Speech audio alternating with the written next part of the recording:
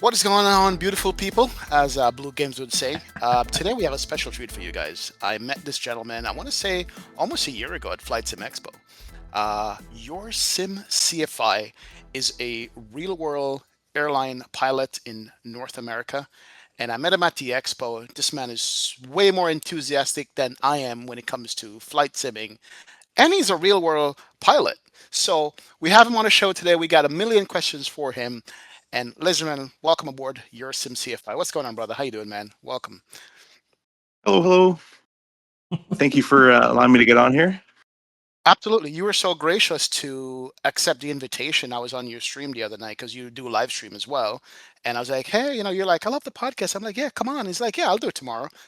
And so I was one of the quickest guests we have ever booked, and it's perfect. And I love that, man. But thank you so much for joining us. We got tons of questions for you. Yeah, yeah, And yeah. yeah, I just happened to pull up your channel because he's got a YouTube channel, Eurosim CFI. Check that out. Hit the subscribe button there. And I see that your very first video was 8 years ago. Oh my And God. Yeah, do you remember that video? I go back every once in a while. It's a different name of the channel. I used to be called like five different names, but I think when I put that video out, it was the channel was called Mr. Boeing, which was my that That's was my funny. DCS handle for a long time, and that's what it. Yeah, I think that's when it started. Mr. Boeing. Okay, so you're into Boeings. But now you are a CRJ driver or a CRJ pilot, a commercial Yeah, pilot. so we're gonna change the channel to Mr. Bombardier or Mr. Mitsubishi, I guess now. But True, true, true, true. So I would I actually mean, like some to kick it off and just get straight and ask a quick question. Is that so? How have we see 8 years ago you were flying P3D in flight sim yeah, back in the day? I mean, wow.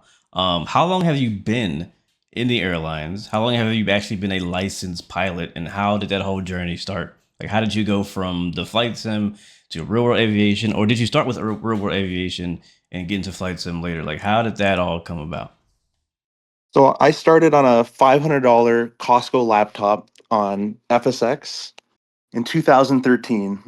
I think it was actually 13, 14, whatever it was. And with the PMDG 737, Hmm. that was the first or purchase of my PMDG 737. There's been five since then.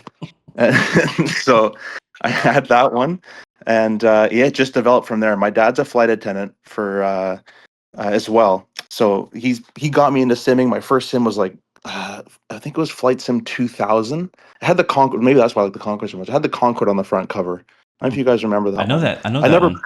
Yeah, You've I seen it, know that right? one. I Yeah, was yeah, like six. I never knew what it was. I never really played with it. But then when I turned like 14, like YouTube started to come out, and I started watching videos, and I just saw like, oh, you can learn how to like operate a plane on a computer, and I was intrigued.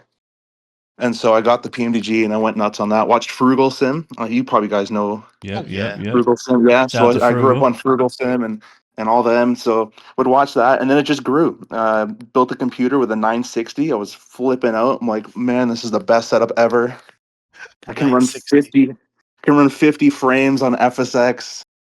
No frames in back then, and all that stuff. Yep. And yeah, so then it was 18. So I did a bunch of flight simming DCS for like 10 years, ran a squadron Hmm. and all that. Flew all the planes. When I was in DCS, it was the A10 and the K50, and that's kind of it. Then and Flaming Cliffs as well. And then the Mirage came out, so bought that. And basically every year a new plane would come out. So it's kind of nice because I could stagger my learning as planes would come out. People that get into DCS now are just presented with like a massive list of airplanes Yeah, to yeah. choose from. Whereas before you can kind of learn as they came out, which is kind of nice. But yeah, so I did all the simming stuff, fell in love, reading the manuals, reading the Concord manual in class. I still did that. Yes, I did. I was a Wow. nerd. You And read the so then Concord manual the FS in Labs Concord manual. in is Yes. this regular Yeah. school? Is this aviation school? Like where No, was this is this? just high school. They were reading Othello. I'm like, I'm not going to read that. I'm never using that. Let me learn how to program an INS real quick. Wow. Wow. I loved that plane. I'm still hurt that they haven't brought it. They lied to me a little bit, but Man. Hmm. anyways, out of high school, 18 years old, I did a my mom hates flying, hates it, won't ever go on a plane. So she really wanted me to go to university and college and all that kind of stuff and get a degree. So I got in university, did a geography major. She's like, this is related to flying, right? So it wasn't. And and so finally convinced her. I didn't finish. I convinced her within like 3 months. I was like, I do not want to do this. So then she said, if you get into a college, you can do flying. So I did that. I did a flying college. I was like 18 years old, licensed with a PPL after, and went from there. Turned 20. I like a program that you get all your licenses in one shot. So I did Wow. PPL to ATPL within about 2 years or so. Oh wow. Graduated in 2020. COVID hit, Whoa. and the entire industry went. So it almost felt like a waste of time So Mm. and hold on, money at that point. let's pause and just slow down. So you saying that you Yeah, graduated with some sort of aviation degree? Is that correct? a diploma. Yeah, Aviation diploma for high school or for college? out of high school. Yeah, so 18, graduated high school, and then right out of there went to university, and didn't finish. Convinced my mom. I was still 18 at the time. It was three to 4 months in. I convinced her to leave that Hmm. university and then go to an aviation dedicated college. And when you Yeah. got out Wow. of that college, is that when 2020 hit, or was I'm trying to? So I did that. I did the aviation college from 2018 to 2020, and then wasn't COVID-19 20 area is when it started to. Yeah. 20. Yeah, so it started to come around there, where the whole restrictions and the Mm, masks and stuff, and then the airlines weren't hiring instructors. So if the airlines don't hire, the regionals don't hire, the North doesn't hire, and the instructors don't hire. It's a whole vacuum effect. The top has wow, to hire for the rest of it to hire. wow. So I was licensed, not 20 years old, didn't have that much time, like 250 hours or so. And I was living with my grandmother at the time, and she's quite old, still is to this day. Thankfully, she's still here, so she's older. Thank God. Yeah. And mom didn't want me to go out because of COVID and all that stuff. So I basically, did nothing for a year and a half. Just Wow. kind of honestly was a little nice vacation. I just, you know what? I went back to DCS. I went back Mm, to Flight simming for a year and a half. I went back to flight sim, and I kind of fell right back in love with it. Um, Luckily was enough that around 2023, I think some of the restrictions started to lift around there usually. So I went for my instructor rating, passed, got it, did the check ride and all that stuff. Still in 2023, got hired in 2023, the summer of 23, around August or so, and then I instructed for about a full year, where I was really, really lucky and fortunate that my college that I taught and practiced at, or did my school at, had a partnership with the airline that I'm at currently. mm, So I was able to get in with less than hours. If you came off the street, you'd need more hours. gotcha. So yeah, only instructed for about a year. So Wow. wow. Okay, hold on. Like Well, this yeah, is yeah. I recent. got. I got. Oh, yeah, yeah, yeah. Oh, we got to change the title of this podcast to something different. All you youngsters out there, listen up. You come on the channel all the time. You want to know, hey, should I get a flying career? Should I start? Start flying right now. As young as you are, I don't care what age. This man right here just is like, yeah, watch this. Boom. Concorde, commercial jet pilot. You know what I'm saying? That's Nice. it. Concorde in the Oh sim, commercial jet pilot.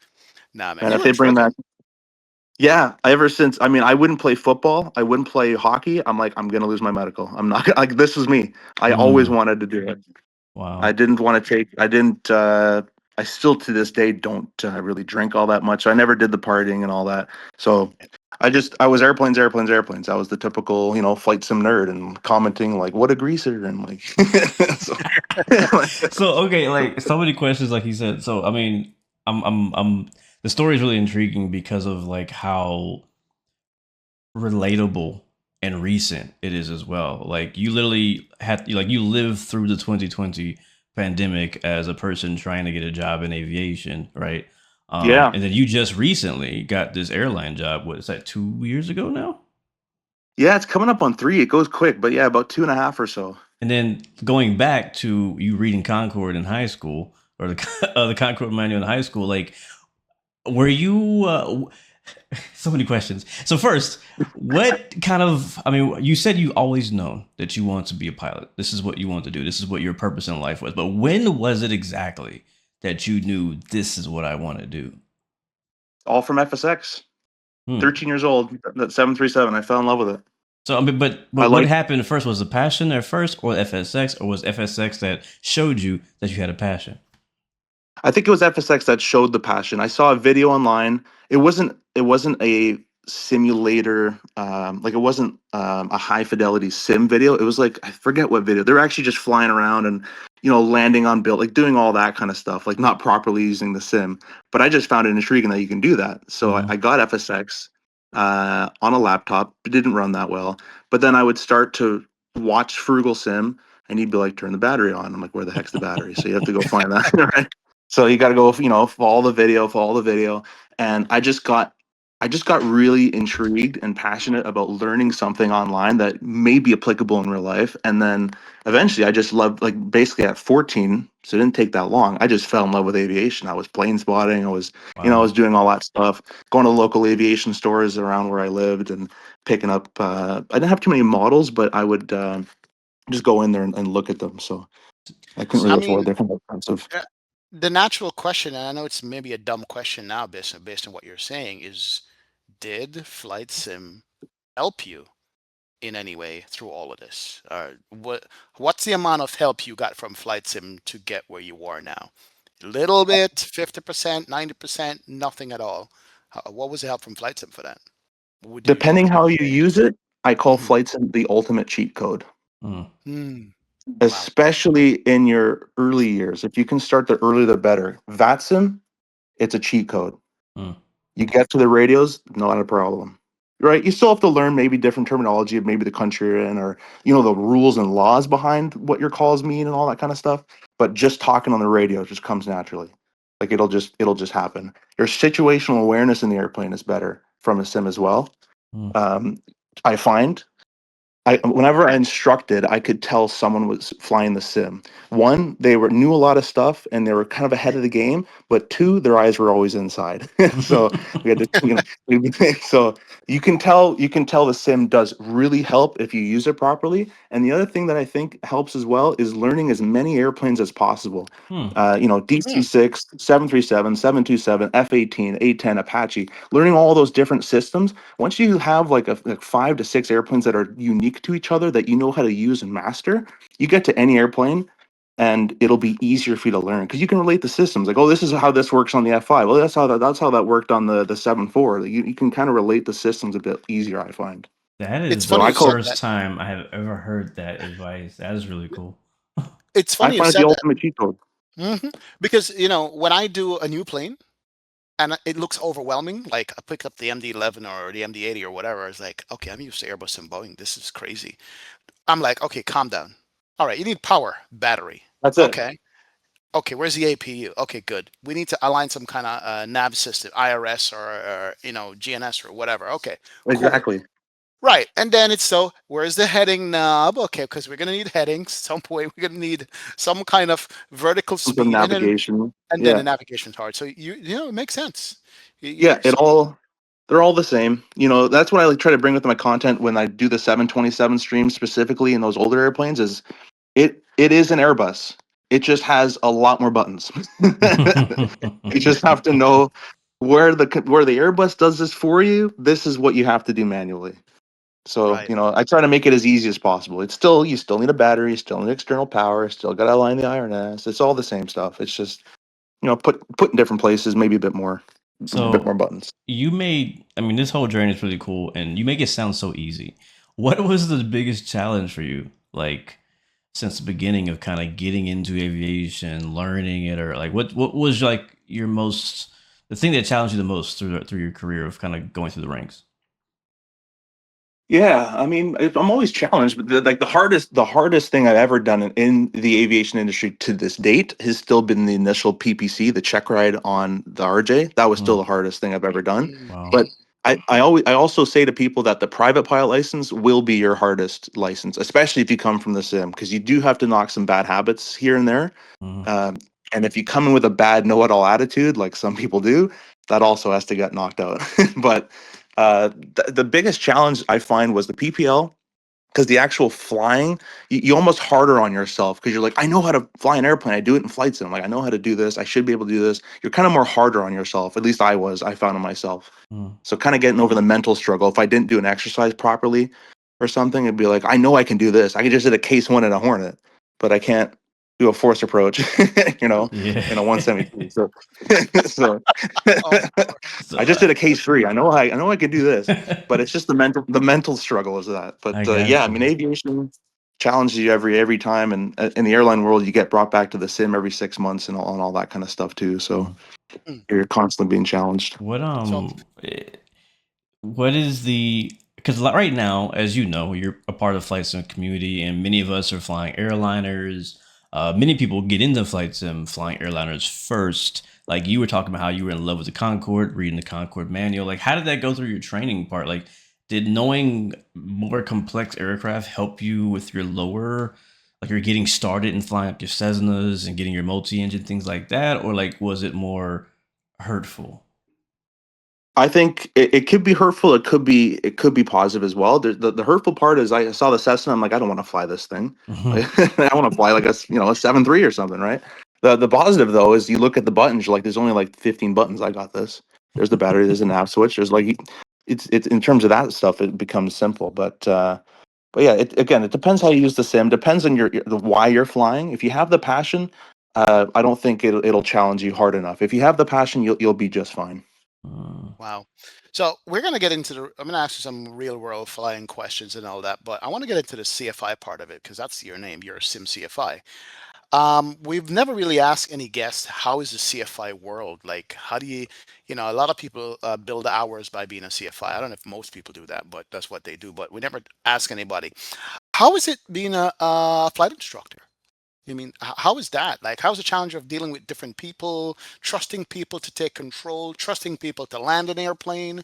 When do you know? How's the CFI part of it for you? How was your first experience as a CFI? Yeah, that's a great question. Actually, the first experience I had, actually, the very first lesson I had to teach, I never met this person. He came from a different instructor, and we were teaching landings. And I'm like, great, oh boy. it's time to teach this one. And no one, at least when I was doing instructor, they teach you like this is how you land. This is how you can instruct someone how to land, but the method is up to you. So you're kind of just like winging it, no pun intended, Wow. as Mhm. you're going. And it was a weird feeling. It is very rewarding being an instructor though, because when you do teach that person to land, or especially the first solo, um, when they get that accomplished in their flight test, you feel very rewarded. I think instructors aren't actually praised as much, especially in their financial section, because Hmm. it's Right. not a glamorous life at all. There's a lot of instructors that do 2 to 3 jobs to make ends meet, Wow. but it is very rewarding, and it is a great way to get experience because you will learn, like, when should I jump in. They can get it. Okay, no, my controls, right? And going back to the sim, DCS really helped with that. And I know it Hmm. sounds weird, but I used to always instruct in the, what was it, the 14? I think the 14 you can't get control. I forget what it was. There's an aircraft I could take control from. I think the Huey. They just got it recently in multi-crew, but maybe it wasn't the Huey either.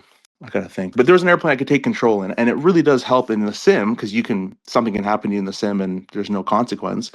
You start to learn in the sim as you're helping other people fly, like, oh, we just crashed right there. So next time when I teach someone else this part, I'm going to take control. So when you get that to real life, you can already see the signs starting to come out. Mm. Nose is starting to come up, speed starting to come down. Right? Well, maybe we shouldn't do this. So you kind of get like a sixth sense, I find, as you instruct, and you get that anyways as you instruct. But having that DCS instructing background that I did for like a game, technically, I think really did help Hmm. Wow. in the instructing background. Do you go by like some kind of syllabus? Do you sit down with your student and say, "Hey, okay, we're gonna go from 1 to 10 in this booklet, this syllabus," or is it how do you determine, the steps you take with a student? In real life, yeah, they're laid out for exercises through 3 to 25, I believe it was. So, exercise like 11 was slow flight, and exercise 12 was stalls. So you go through that. You don't have to stick completely to the syllabus that they've outlined, that the government has outlined, but you can, jump around. It's usually in your best interest to stick with it, as it naturally does flow. So usually the first day we'll do like attitudes and movements, and you can combine that lesson plan with a little bit of turns, because each thing is broken down. Turns, it's its own lesson plans. Climbs, it's its own lesson plan. Like, they're all individually done, which was one of the hardest things to do as an instructor. Is to, as a pilot, to turn, look out first. As I roll, you lose lift, a little bit of power, but you have to break all that down and remember that the other person has no idea that that stuff happens. So Hmm. we just gradually build up from, this is the cruise attitude, this is a nose high attitude, this is a nose low attitude, right? This is your banked attitude. Let's go further into that, and you take it from there. You start with the foundation, you build up.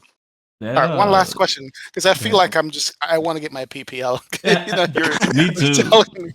But, the last question is, when do you throw somebody on the radios during their learning process? When do Oh. you throw them on? When they can confidently handle the airplane pretty well, what Right. I'll do, what I used to do is, if I'm teaching them how to use the radio, I would take control. They handle the comms. Then I would do the comms, they fly the plane. And then eventually we just start to merge the two. But the Hmm. radio and the flying at the same time was the hardest thing. A lot of people struggle with that. The other thing that a lot of people struggle with, to do two at once, was some people can flare or some people can get you on the center line. Doing both at the same time was a trick to get on the Hmm. landing portion. To add the right, either the right amount of rudder, they can either do that part and slam the airplane, or they can flare real well, but they're almost in the grass. So Oh man. it's so yeah. But bridging that gap between talking and flying was, it's you just gradually get them to do both at the same time. Turn your base. Do your radio call. Okay, now turn your base. That kind of thing. Yeah, Wow. to that point, actually, you mentioned something earlier that I found really interesting, and that is the fact that there's no syllabus per se for how to teach somebody how to land. That's like I don't know, for some reason I thought there was like a standard, like, hey, this is how you teach somebody how to land. But you're telling me that every instructor has to, I guess, creatively find a way to explain that to the person so they understand it. Yeah, there's, like, you can go to books and you'll find the theory, like, pull the power here and all that kind of stuff. But most people take their how they were instructed and merge that into how they teach it, is usually how that comes about.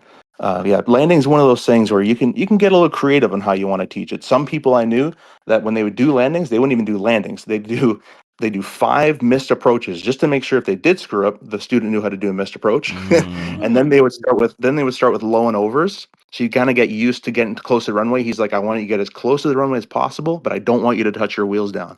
All right. So you can play that kind of game. There's all sorts of different stuff that you can try to do. I deduced it to 6 steps in the 172. The 3 first steps were actually from the Hornet.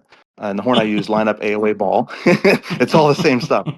So, and then the Cessna, I just said line up, right? Get yourself lined up, get your rudder all put in there for the side slip, whatever you need to do with the wind. Speed, all right, instead of AOA, because we don't have that. And then glide path or descent path. Just keep a rough 300 feet per minute. Just kind of get that aiming point, keep going down to that. You do those 3 all the way down. And then once you've made the field, once you're able to, basically, even if you lost the engine, you'd still make the runway. Power idle, eyes all the way down to the end, and then just reduce your rate of descent. So I break it down to those 6 steps. That's kind of what I eventually got to, but it took me a while to get to that point to teach it like that. Is landing the hardest thing to teach somebody in flying? Would you say, or is it stalls, or what is it? What's the hardest part? I think decision making you can't teach someone. I think that's Mm. the hardest thing to teach somebody. Landing, most people eventually will get it, I think, but you can never teach someone decision making. Good decision making, I should say. so, Wow. so Wow. Yeah. what This is um intriguing. what on the CFI subject, what is like some advice you would give someone like me or someone who is and wants to become a pilot, wants to go through their training? What is your CFI advice to someone out there listening who wants to be a pilot? most people, I'd say, go do an intro flight to see if you like it, but I think you want to do it 100%. So if you Hmm. already know you want to do 100%, go do it. I'd say obviously get your financials in check, because it will be a little expensive, but get your medical done. Get the medical done early, so that way you know you can pass and you're not going to blow a bunch of money and then, oh, I don't pass your medical. Because then you'd kind of waste money there. So I'd get your medical out of the way, get an intro flight, and you just start from there. Try to do at least 3 flights a week. The four or five is great. 3 at least. The less you do of the flying per week, the less your brain retains, and it actually ends up Mm, costing more money in the end. So, Hmm. because you got to repeat lessons and all, I don't, so the more you fly, the faster the license goes. right. And Right. what about instructors? Like, what's the best route to go as far as how you choose your instructor or your flight school? Obviously it's local to that person, but how do they decide whether to go to a whole flight Yeah. school or just choose an instructor, or what do you think? That's a hard question. Some schools assign you instructors, so sometimes you don't get a choice. But Hmm. if you have a choice, the only really best way to do it is to have a chat with them. Some instructors will have a chat with you, either over the phone or in person, and find the motives. If they've mentioned going to the airlines in the first sentence, you might want to check, you might want to check that. But if it comes from a place of passion, or you can usually tell when someone's passionate about it or they love teaching. Like, you have that little instinct. Like, my buddy teaches Muay Thai, and he goes in this different mode of, like, he's a teacher now, right? So Mhm. you can kind of tell, I think. But if the passion's there, you should be able to choose for it. Most of the old guys too, if you find an old guy lying around, they have tons of knowledge that no one even gives them the light of day to talk about, but they got a lot of stuff up in their head. Yeah, that's the experience I had. I've done two discovery flights. The first guy was excellent. Like, he quickly assessed what he thought my abilities were and allowed me to do some stuff. And the second guy Yeah, was like, "Yeah, I'm billing hours for the airline," and it's almost like, "Let's just get this flight over with," kind of deal. And I yeah, was like, "Man," it's like, "Yeah." So you're right. You definitely can tell how, but yeah, I mean, look, my goal, I'm gonna tell you right now, I'm not ashamed to say it. I just want to land a plane.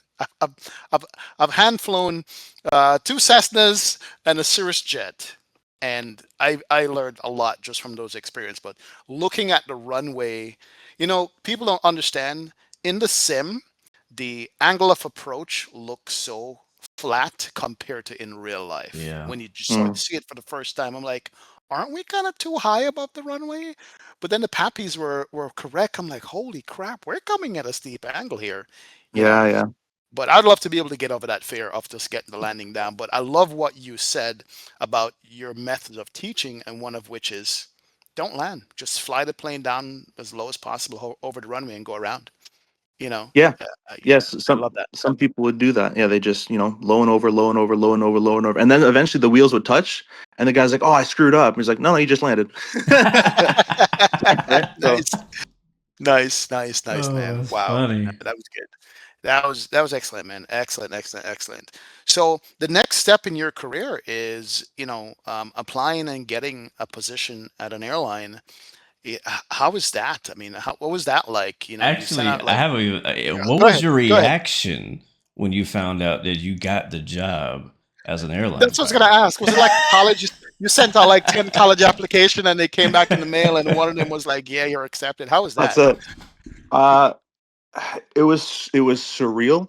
I had to hire cleaners after because my apartment was a wreck. No, I'm joking. I did jump around a little bit, but as soon as you get hired, I was just couldn't knock the grin off. Right, it kind of just pays off, right? Because every time, I don't know if you guys notice, but every time you tell someone you want to be a pilot, they'll either try to knock it or they'll try to say it's not possible.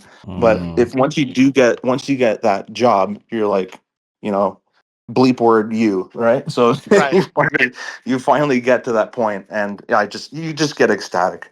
And then you can start thinking about what the airplane you're going to fly. I went straight to the sim. I'm like, do they have all the planes that this airline flies? Let me buy them all just in case I get any of them, which I had. Wow. So, So you didn't uh, know what plane you were gonna fly when you got hired on the no, airline yet? no idea. You don't know where you're going to be based, and you don't know what plane, Oh, Wow. wow. unless that airline has one base and one plane. But that's kind of rare. But Right, right. So yeah, you just boned up on all the airline. Okay, they have an MD-80. Okay, I'm gonna buy the MD-80. yeah, exactly. You got Yeah, once I 77. got hired, I bought them. I'm like, I'm buying them. Yeah, completely ecstatic. And if I shared just before I got the yes, bringing you on board message, I had actually had lost my medical, Oh. Hmm. and they were doing a checkup. They called and they said, "Hey, we're just checking up just to make sure everything's still in order. You have your medical." And I had to say, "No, I actually don't." Oh So my I thought god. I thought my dream was gone right there in Man. 2023 August area. Luckily, got everything back within a month. Was real quick, a quick little simple trick of the diet. I love food. I'm Italian. I eat too much, so fix that up. And still working on getting on eating better and all that kind of stuff. But got the medical back and was able to take it, so it felt even much better. Wow, wow, wow. That's pretty cool, man. So Was how was it? Go ahead. No, I was just gonna say, was the losing the medical like an expiry thing, or did you like just your actual health? No, actual health. Oh Yeah, wow. Mm, yeah. yeah, I hear you, man. So Yeah, and it's hard to as a crew member to maintain that, But it's hopefully so hard. your layovers have good gyms in it. Because I remember as a flight attendant, that's one of the first things we'd go to is to find and see what the gym looked like. If it was just like a stairmaster, a bike, or like a full gym. But Yeah. yep. How was indoctrination school into your airline? How was that experience? Did So they the like make first you drink the Kool-Aid and stuff? Yeah, the first few weeks was the typical like HR and getting your passwords and all that. I'm like, I'm here to fly planes. But so we did all that. You do the ground school. Every ground school, let me back up. You do your HR stuff. The first or second day, at least at the airline I'm at, they'll put everybody's name in a hat. All the senior captains will come in. They'll put everybody's in the students, all the class guys in the hat. They'll pick one person out. That first person that gets picked is top seniority number of that class. Oh wow. No. So they get to pick from the board what plane and base available first. Wow. Oh, wow. I was one slot before I would have had to take something other than the CRJ. So I was Mm. pretty happy I got the RJ, but I was one slot away. But that's how they do it. It's pretty nerve wracking because your Wow. whole life, gets changed depending on the base and stuff. Yeah, Mm. it does. Because mine was higher date and I guess Social Security. I remember, or age in the class or some foolishness like that. I remember, but wow. Okay. Yeah, Wow. yeah. So I initially actually got assigned West Coast on the RJ, and I eventually worked my way back to the East Coast where I grew up and live still. Mm. Oh, nice, nice, nice, nice. So you got So your plane, and you're like, okay, I bought this one in the sim. How did that go out when you found when the RJ when you got the RJ? So this is where the channel starts, because I Mm. got the Aerosoft CRJ, and I'd used it actually in VR to do my flows and stuff, and because the airlines they like you to learn the captain's flows and the FO flows. So when you're in the sim, you can just keep it running. They don't have to have a captain come and sit in, or the sim time's very expensive. It's about 2 to 3 thousand an hour. So Jesus. the faster you got those flows down, the less time they got to worry about did you hit that button, did you hit that button, even if it is Mm. a captain part to do. It just keeps everything running. So Mm-hmm. Right. the sim at home was super helpful because you can practice everything, right? Mm. IRS, FMS, circuit breakers, auction. You can do the whole thing Wow. right in the sim, right in VR if you wanted to.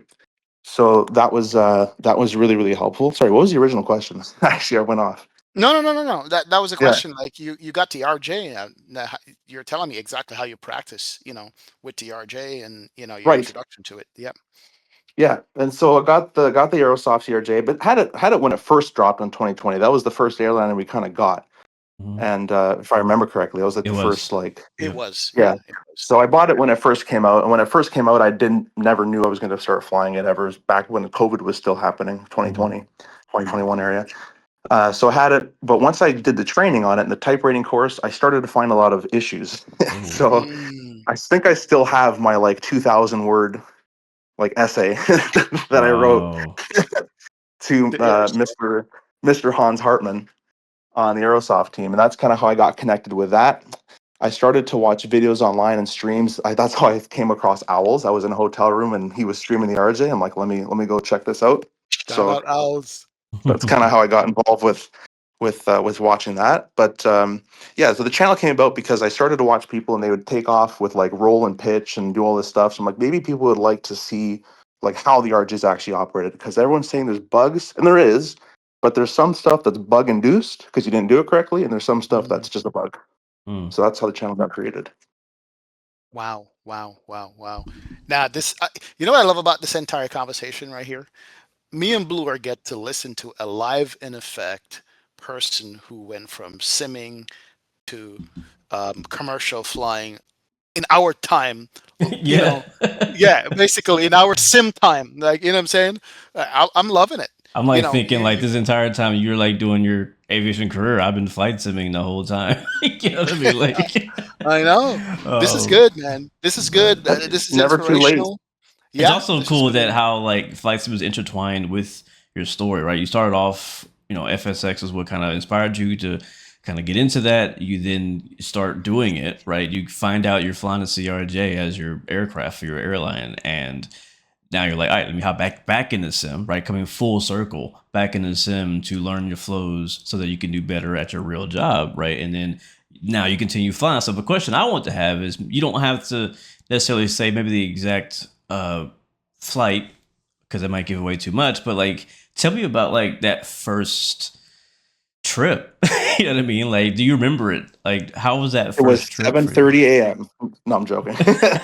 No, it was no, it was early. It was an early wake up. That's the biggest hit of the airlines, how early they like make you wake up. But it was an early flight, and I got to the airport. This is an airport, by the way, that I've dreamt about just stepping foot on. Wow. Like, ooh, the Fly Tampa. I mean, that's the Fly Tampa. That's the Fly Tampa. And I go around. Anyways, going to the captain's like, we have an app that you can message crew, and he's like, oh, just meet me at the gate. I'm like, I have no idea how to do that. Where's security? Where do I pass this? Where is even the gate? I'd never been to airports really because my mom hated flying, Mm. so I never really got to go anywhere. Mm. So, anyways, figured it out. Eventually showed up. Asked about 17 people along the way, and the first time you sit in the real plane, first of all, the sounds, even with everything off, like just the air conditioning running, is already loud enough. Wow. But I just said to myself, I'm like, it's a sim, it's a sim, it's a sim, it's a sim, and that's it. you just you Wow. go by that. You just start Wow. with it's not real. And I can remember on the first landing that you ever do, it's usually the third trip. Your first two trips are pilot monitoring, and your Mm. third trip is a pilot flying leg. Mm. And you're coming down, I hear like 500, right? And in the back of your head, you're like, there's 80 people on this thing right now. And then you go right back in that mode, you Wow. know? My You go God. right back, like, this is news if something happens. Right. So, but you Mm. go back and you go back in the mode. It's a sim, 50 feet, 40 feet, 30, start to flare 20, and you make it. You don't know how you made it, but you made it. Jeez, man, I can't even imagine Wow. the sense of responsibility, dread. I got this. I could do this. Sweating. The pilots is probably captains looking at you like, okay, don't screw this one up. You know. Wow, that is awesome, man. That is Those absolutely training awesome. captains do Hmm. not make enough money, man. Those training captains, they can one man show. They don't even need you there. They're so like great at what they do. Mm. Right. There's you can trust your whole faith in them. They're awesome at probably at every airline. They're really really good. Do you Jeez. remember the actual first landing? Like, was it a butter? Was it firm? Like, do you remember what that first landing was like? I don't remember. It was probably on the firmer side. The RJ is a slammer. The RJ has been stretched beyond limits of what it's supposed to be, and Wow. it has this weird tendency. If you don't treat it right, even if you think it's gonna butter, it'll just boom and you'll hit something. You're like, what the heck was that? And there's captains that have been on it for 25, 30 years, and they said the 200 you can grease no problem. Has trailing link gear. It softens the blow for you. It doesn't really do much. The RJ, they're like, I still can't land this thing. Every week, it's like one or the other. It's sometimes you got a good week, sometimes you got a bad week. It's a really weirdly designed plane. But on the first landing, it was probably a firm one.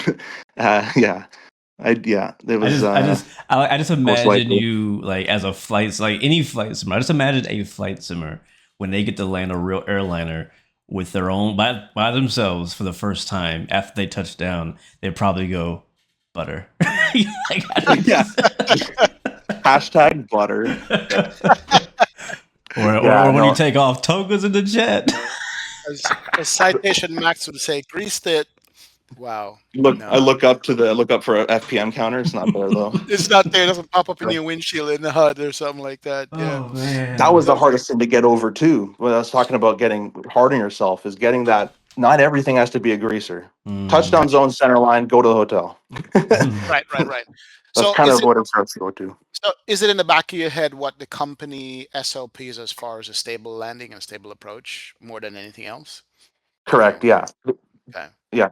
They could care less if you obviously make it safe and make it no chiropractors on standby thing, but Right. it's touchdown zone, center line, get it stopped in a nice, safe manner. In the RJ, 150 to 250 feet per minute. 250 is going to be firm, but it's still safe and it'll work Right. out. So you That eventually work out a method of a landing method for yourself. Everyone has their own technique on how to land the RJ, Mm. and you work your own out. And it might not guarantee a butter, but it'll guarantee a safe, smooth, a safe landing in the touchdown zone. got you. How much more prepared did VR make you for the RJ versus just a regular 2D monitor? I think you could probably accomplish because at the time Flight Sim didn't have the gloves, like you could put your hands up, and at least I don't remember if it was able to do that. I Hmm. don't, but so you could probably do it, but just being able to like look up in a 3D space and like just physically move your hand, even though you're not actually actuating anything. I know X-Plane does it, but in Hmm. the Flight Sim we didn't have it in 2020. But Hmm. just having like the ability to move your hand up and stuff and that kind of stuff. I know people have mouse on their fingers. I forget what it's called, like point click or something, so you can Right. get one of those. You can get one of those and look around and click. So I think it's much better because you put yourself in that 3D space. How high is it? How tall is it? How far do I got to reach? The just the position. A lot of flows are geographic. That's what they're geographic flows. So they follow a pattern. So you can trace that pattern in VR pretty Hmm. easily. Right. Right. Yeah. Because I mean, the reason I asked because I love VR. I mean, I love VR. I don't fly it as much as I should because I stream and it's tough. But in VR, spatially, you're looking around and your head is turning. You're looking behind your neck or wherever your Yeah, buttons are. And so I could just imagine how that can translate to the real cockpit where, yeah, it's the same head movement basically, at least to know where something is. yeah, yeah. I exclusively, if I play DCS, it has to be VR. I can't. I'm so bad in 2D. I can't do it. It has to be in VR. Flight sim, Nice. I get it. I can get away with it, but Did you Nice. either before or after your first trip go back into the flight sim and either try to prepare for your first real flight or recreate your first flight in the sim? I definitely did the first flight. Like the route. I think I did it on VATSIM as well, Hmm. just because it was an airport. So the RJ, we don't have a lot of them don't have VNAV. Some of them do, but a lot of them don't, and that means they can't do an LPV approach if you're on an RNAV. So you have to vertical speed on an LNAV only. Hmm. So I practiced that on the airport we were going into because that's one of the harder approaches we can do in terms of IFR wise. Hmm. Just a lot of moving parts need to be configured by a certain time and stable and blah blah blah. So it's easier to do that in the sim where I can pause or rewind or whatever. And so I think that did really help. Okay. 'Cause I was just Yeah. thinking, I was thinking of like things that like a flight simulator would do if we had a chance to fly a real plane. And a lot of times it's like, oh, like when we just go travel somewhere, guess what we do? We either end up flying our trip a few days before we fly out there on as a passenger. You know what I mean? Yeah. So I always kind of wonder if like the pilot to flight sim do the same thing. Yeah, I mean, I do. There's a lot of pilots that they don't even like flying anymore. The industry is pretty good at sucking the joy out of some stuff, but Hmm. so a lot of people, a lot of people you fly with, they they enjoy it. They come to work, but then it's work. That's it. They leave it at work. They go home and they don't think about flying at all. Whereas I go home and fly the A340 or do something else, right? So And that's one of the questions I had for you is like, Yep. how the heck do you do a multi-leg day and then the next morning you get up and jump on your flight sim? Is that pure passion or what is that? How does one not want to run away from the job after you're finished with it? How's I, that th- for I you? think I think it's a mix of passion, but also enjoyment. I actually just enjoy streaming. I enjoy making content. Mhm. When I was making content, like you mentioned 8 years ago, no one would watch. Now people are watching, so I just make content the same way. Hmm. So it's just kind of, I kind of always wanted to make content. I like teaching. I like instructing. That's why kind of where the name came from as well. So sometimes I wake up and I don't want to stream, and I don't. I just go do something else, and I'll go for a bike ride with a girlfriend or something. But sometimes if you've been away from flying or simming for a bit, like right now in a hotel, I want to go fly the A340. like, I, True. like I got to go Yeah. to work tomorrow, but I don't. I don't want to just fly the A340. Wait, so So I you don't. rather flight sim than go to work tomorrow? Yes, Because it's work now. No, It's yeah, work. yeah, it's yeah. work. Yeah. Yeah. How many It, how many landings do you have in real life now? Do you know you've Or stopped counting or hours. hours? Yeah. stop counting hours. I got about 650 or 700 on the jet Right. around there, and we're up to 1200, 1250 or so total. And what does your schedule look like? Are you flying every day, like a week on, week off? Like what's the schedule like for a CRJ pilot like you right now? And are you Yeah, right seat or left seat right now? right seat right now. I'm tinkering with the idea of going left. It's either go left or hold on with your seniority and get enough time to go to the major. It's kind of the two paths you can go, I but see. I think upgrading would be a good idea. But schedule wise, it depends. It depends if you're reserve or it depends if you're and your seniority as well. So I'm kind of lower slash middle of the block holders. The block holders are people that have actual flight schedules. So if you're reserve, you have to be callable and at the airport within 2 hours. They'll be like, you're going here today. That's it. But if you're a block holder, you know in advance where you're going. So I'm on the lower side of the block holders. So you don't always get the trips you want or the days off you want. But usually it works out to about 4 days on, 1 to 2 days off, and then back to another 4 or 3 days on. Usually it kind of works around there. Gotcha. Wow. All right, controversial topic for you. You did, as far as flight sim, not DCS, but airplane. Well, DCS is airplane. Jeez. As far as airline flight sim, did you do X-Plane at all, or was just straight Microsoft Flight Simulator, FSX, P3D, and then 2020 and 2024? Did you do X-Plane at all? I've done X-Plane 10 and 11. You've done X-Plane 10 and 11. All right. So the Yeah. question I'm going to ask you, as a real-world pilot, we always talk about flight model, which one is better, which one is worse, which is best, all that stuff. At the end of the day, does it matter, or do you even feel a difference between the sims as far as flight model is concerned? Because it's one of those topics I think will never go away, as long as there's competing sims out there. What do you think about the whole flight model discussion? Before I get hated in the comments, I'm going to start off with both sims are about 60 to 70 bucks and will not replicate what it is. So fly the one you enjoy. Fly the There you one you go. enjoy. I There find you go. X-Plane is a little, in my opinion, a little kite balloony feeling to me. Okay. Microsoft is a little on rails for me, but Mm, I'd rather have a more stable aircraft, as most airplanes are quite, they're designed to be airliners, at least they're quite stable in terms of approach. Whereas I found when I had the Flight Factor triple, I had the IXEG 37 back in X-Plane 11, never tried X-Plane 12, so I can't speak on 12. But it always felt like in 11, you'd put a little bit of a movement on the control and the nose would kind of like wibble wobble. It wouldn't be like a precise movement, if that made sense. It just gotcha. looked weird and felt weird to me. That's just my thing on it. So basically, you're saying one sim is overdone, one sim is underdone. Is that what? I think Am I so, hearing? yeah.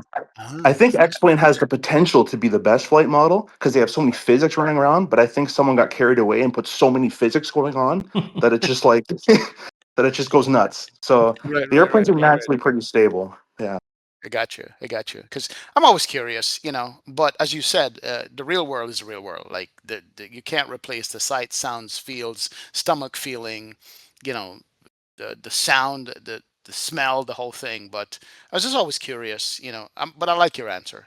Your answer Yeah. seems to how should I say it, to mimic what I've thought anyway. You know what I mean?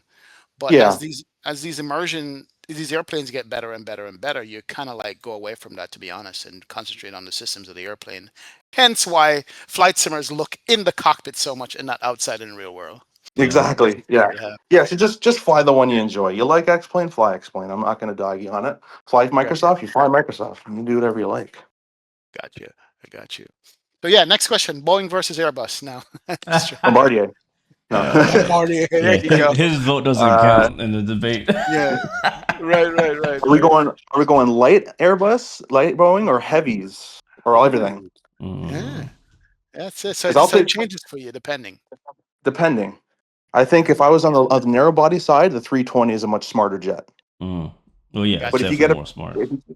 if you get up to the heavies, the triple's an Airbus. It has a yoke, but it's an Airbus. It does everything for you. Mm, It has right, auto. Even the 87, you lose an engine, it adds rudder to loop for the lost engine. So right. when you get to the heavies, like 350 versus 87, it's kind of which one looks nicer. The 350 is probably still a bit smarter in its logic, but I'd probably take Boeing heavies and Airbus narrow body. Mm, yeah, interesting. I mean, personally for you though, in your career going forward, which plane you would want to be your next step, and then which plane would you want to retire on? I know that's a long, far off thinking. What's your next step as far as choices if you had a choice? What would you step up to from the RJ? So I don't know if I like long haul yet because sitting on a Right. plane for 15 hours doesn't intrigue me. I want to fly a triple, but on like an hour flight. So mm, I think what I'd probably be nice to go into would be that narrow body Airbus, like a 320, 321, maybe a Neo or whatever. Work about 5, 10 years, go left on that. And then the last part of your career, or you could do this the opposite way as well. But the last part of your career, the last maybe 5 years, end on like on the 350 or an 87, whatever, one of the heavies. That also boosts the pension up in the last 3 years too. Just to So say you did it as well. yeah. Just to Right, get a right, right, right. taste. That's it. Yeah. Yeah, just to do it. But some people do heavies when they're young because it does take a toll. Those heavy captains, they're 60, they look 90.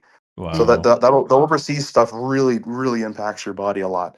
So some people do the other way. They fly heavies when they're younger, 30s, 40s, and then they go to narrow body. You do take a pay cut though when you go narrow body. So Really? I got you. Oh Wow. yeah, yeah, yeah, yeah, most yeah, yeah, yeah.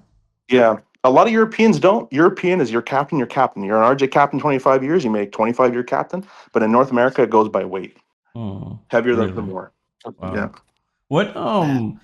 what's it like? I mean, you're a flight simmer first, and us flight simmers love to jump between aircraft like almost every flight. What is it like flying a single aircraft every day? I have to go home and fly different no, I'm joking. uh, you get used to. I mean, it's that's the one you've been assigned. That's the one you're trained on. That's the one you're most proficient and comfortable on. And you're still learning.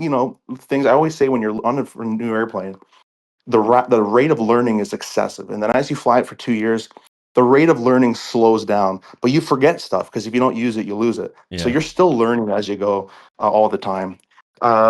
Eventually, most people would like to change the pace, but some people live and die by the RJ.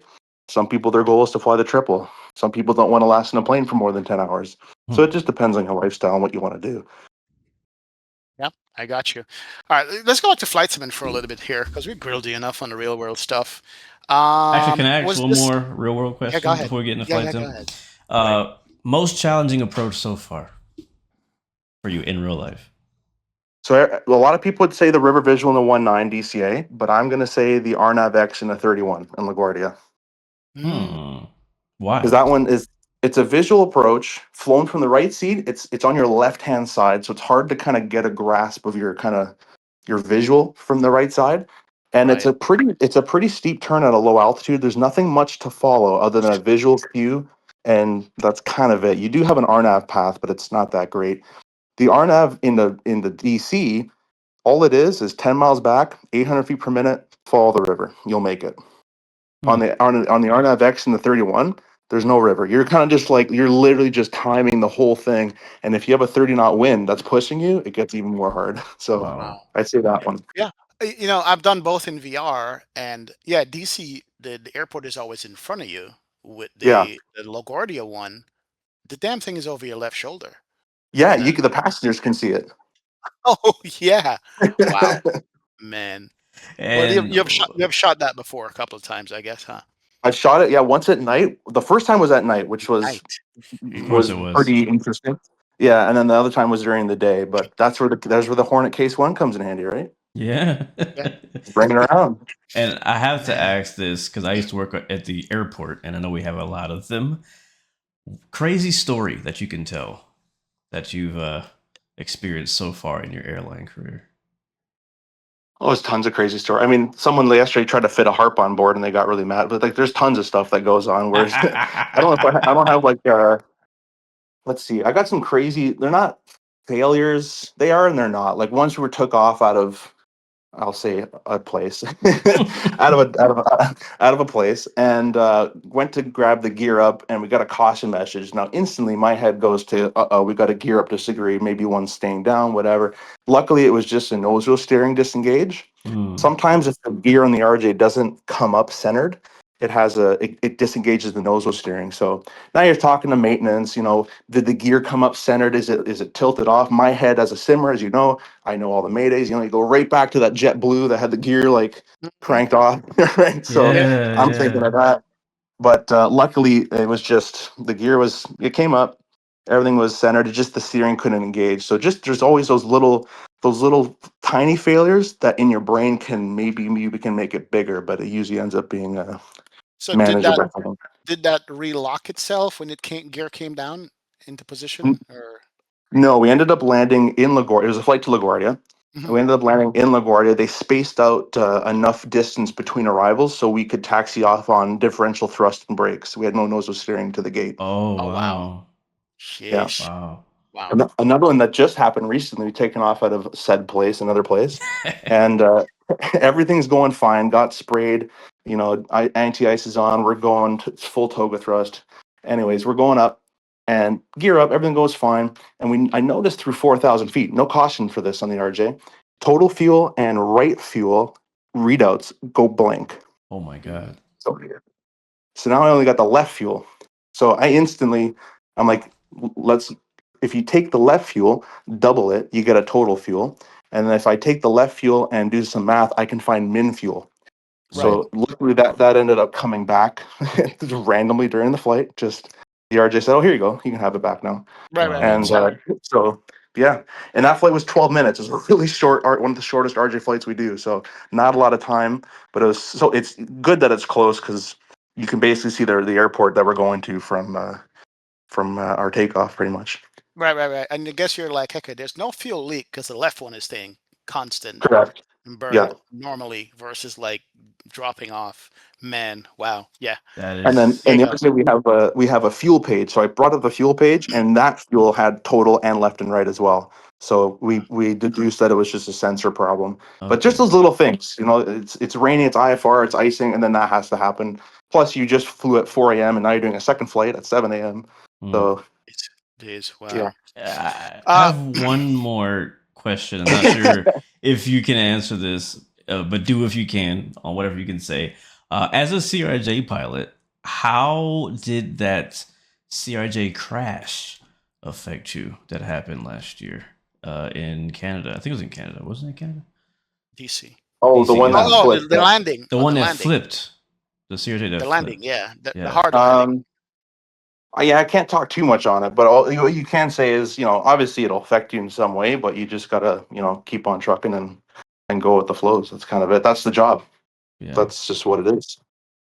Right. So there's mistakes made and there's accidents made as well, but yeah, just got to double up on your vigilance as much as you can. Maybe we shouldn't do this. Maybe we shouldn't do that. Let's go around, blah, blah, blah. Have that discussion. Gotcha. Gotcha. Any of the North American carriers still using paper, or it's all EFB and iPads now? When I got on, it was paper, and then they switched it a week later to EFB. So we all got on our iPads. You just load them up. Nice. We still have paper A cars, so like takeoff numbers are all paper for us. Departure clearance is all paper. ATIS is all paper, but flight plans are EFB. Good to go. Good to go. All right. So it's questions for you. Flight sim. Back to flight sim. I met you at FS Expo. Was it Rhode Island? Yeah, yeah, yeah. And are you going to be going to the one in Minneapolis coming up this year? I've already booked my hotel. Okay, good. I booked my hotel as well. Nice. For people who have never been to FS Expo, I mean, how would you describe it for them? And was that your first one, as a matter of fact, that you went to? First expo, and when people go to Comic-Con, they felt like they belonged. That's where I belonged. Wow. I'm like, this is where I am. Just Sims everywhere. People talk about planes. I met Blue. I met you guys. I met CST. I met all the guys I've been talking to online. So it's honestly, I like the people aspect. The Sims are cool, but I like the people aspect of hanging out and talking about Sims more than the actual Sims. Yeah. I'll tell you this from my perspective. Like, it was, first of all, it was great to meet you in person, but like, just it for one, it surprised me that were a commercial pilot, because like, obviously we're not going to show your face in the stream, but just how young you looked, but also how Yeah. enthusiastic you were just about being there. You could tell you were genuinely happy and excited, like a kid in the candy store. It's like what you kind of look like. I know you probably don't know that because you can't see yourself, but it's kind of how I saw you. It's like I could tell that this guy, although I know he's a real world commercial pilot, like he still really loves this and enjoys this and enjoys being around people who get to talk about flight sim. And it was just really cool to see a real world pilot still be that passionate about aviation and flight sim after a few years of working in the industry. Yeah, I got the most. I think that was my steps record. Was that for that 2 days there, just walking around constantly in that expo hall there. True that. So, what are you looking forward to this year? Like, is it hardware, software? What are you looking forward to this next expo coming up? Hardware. I want the wing control 3.7 yoke. I Ooh, want that thing so Yes. badly. I don't know where I'm gonna put it. I Yes. was like, maybe I'll put it on a base like a wood plank, and I can have like lockable wheels, so I can wheel it out and then lock it in place. I have no idea what I'm gonna do with it because it's massive. but it looked amazing. It felt amazing. I saw your video on it too, XP, when you were there, and I just want that. That's what I want. I dream about that thing every day. Yeah. Like First, it's honestly, record. yeah. So I got this Airbus set up, and I like the direction of that. I'm trying to get my Boeing to go the same way because I'm a Boeing guy, but I have a better Airbus setup than the Boeing. And Mhm. one of the things I have the Moza force feed at Yoke, which I love, and thank you so much for sending me those profiles, by the way. I But it's still getting in. use your profiles to this day as well. Yep. Oh yeah, eh? Yeah. Yeah. You Yeah. made a profile. But I need the yoke on the floor because it's getting in the way of my screens that I want to put. I want to put the Mhm. PFT and the ND screens and the thing. It's like, so I'm like, come on, Wind Control. Let's go. Let's drop this thing. We need it right now. So Yeah, it's taken a I while, hear but you on that. Yeah, yeah, I want that definitely. thing. True that. Um, the RJ has no, that's the ERJ has the bicycle handles. You guys have regular yoke, right, in ERJ? Yeah, yeah, we have regular. Yeah, regular yoke. Okay, that's what I thought. The CRJ is So, at least a little normal. A little normal. Yeah, we worked a little bit harder. That's all. well, uh, here's the question though: yoke or side stick? Does it matter to you, or what are you thinking now since you've been using a yoke all the time? I've never used a stick in real life. I've only had Yoke, Cessna, Seminole, and RJ. In the Hmm. sim, the side stick is pretty slick, but I think I'd have to try it in real world.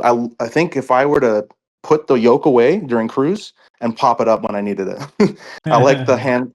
I Ooh. like when I like the feeling of the Yoke more than a side stick. You just have more, I guess. I don't know. There's like a different thing that my brain can do with a Yoke in my head, like how I can fly it. Which but maybe I just haven't had a good side stick to fly with, but definitely there's times in cruise when you want to eat and that thing's in the way. So mm, probably a side stick because 98% is cruise. So, yeah. Yep, but yep, yep. I hear you. Do you have a Um, gaming laptop that you bring with you when you travel on these trips? Like, are you flight simming in the hotel right now? no, I just dream about. No, I'm joking. I don't have a laptop. I had one. I sold it because it was just used to a certain performance, and if I uh, don't see that performance, I just can't do it. So yeah, gotcha. yeah. definitely, definitely. I Real, see that real, you have. Go ahead. real quick, I was gonna say, I have a buddy who worked for Cathay Pacific before on the triple. He would bring with him gaming laptop, 4080, VR, joystick, rudder pedals, and all the stuff for DCS. Every trip. Did he check it or something Yeah, yeah, yeah. like? He'd be calling us from the crew room. He's playing VR. He's waiting for his flight to arrive. Oh my gosh. Yeah, Yeah, yeah, yeah. Yeah. you can go full. That's more than passion. That's obsession at that point. Yeah, True, true. It's true. So you got your hands on the 340 already as of this beautiful. recording. Yeah, What do you think about that plane? The I Tolis Aerosoft 340. I'm pretty impressed with it. I don't think there's a lot of airplanes where you can get an early access build and like 99% of everything works. That's To my true. knowledge, I Yep. don't fly Airbus, so there's probably someone that can pick it apart and be like, this switch isn't supposed to be that angle or whatever. But for the most part, I'm loving it. I think with maybe 2 to 3 updates on visuals, animations, sounds, some of that kind of stuff, I think it could be at Phoenix level. Mm. Wow. That's my opinion. Hey, you hear it here, folks? Real world pilot telling you as it is. Yeah, that is. I attribute that definitely 100% to Tolis. They've been rock solid. I'm impressed with Thorson and his coding ability. The man's a genius. Yeah. You Yeah. know, Oh, God, sorry.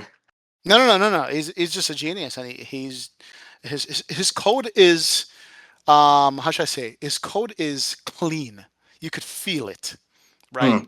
It's just there. There's no fluff, and there's no frame issues because of it. Yes, that has a lot to do with the modeling and stuff too. But I just think like the Tolis code is so clean, you know, compared to other people's. Yeah. I mean, you got to look at it. It's their very first airplane ever in Flight Sim, in Microsoft Flight Sim, I should say. Yeah. And they've added a replay feature already in the EFB, which we've never had, Yes, which yes, works yeah, flawlessly. It has the gear the right angle, the spoilers deploy. You hear the autopilot disconnect. Everything's working. yeah, absolutely, absolutely. That's what it takes sometimes. Is somebody fresh, right, to enter into the scene to finally give it a fresh look and be like, yo, like why is nobody doing this? You know what I mean? Yeah. Why are we like was it 6 years later for the first time having an aircraft with a built-in replay mode? You know what I mean? Like no one's even attempted that in any other plane.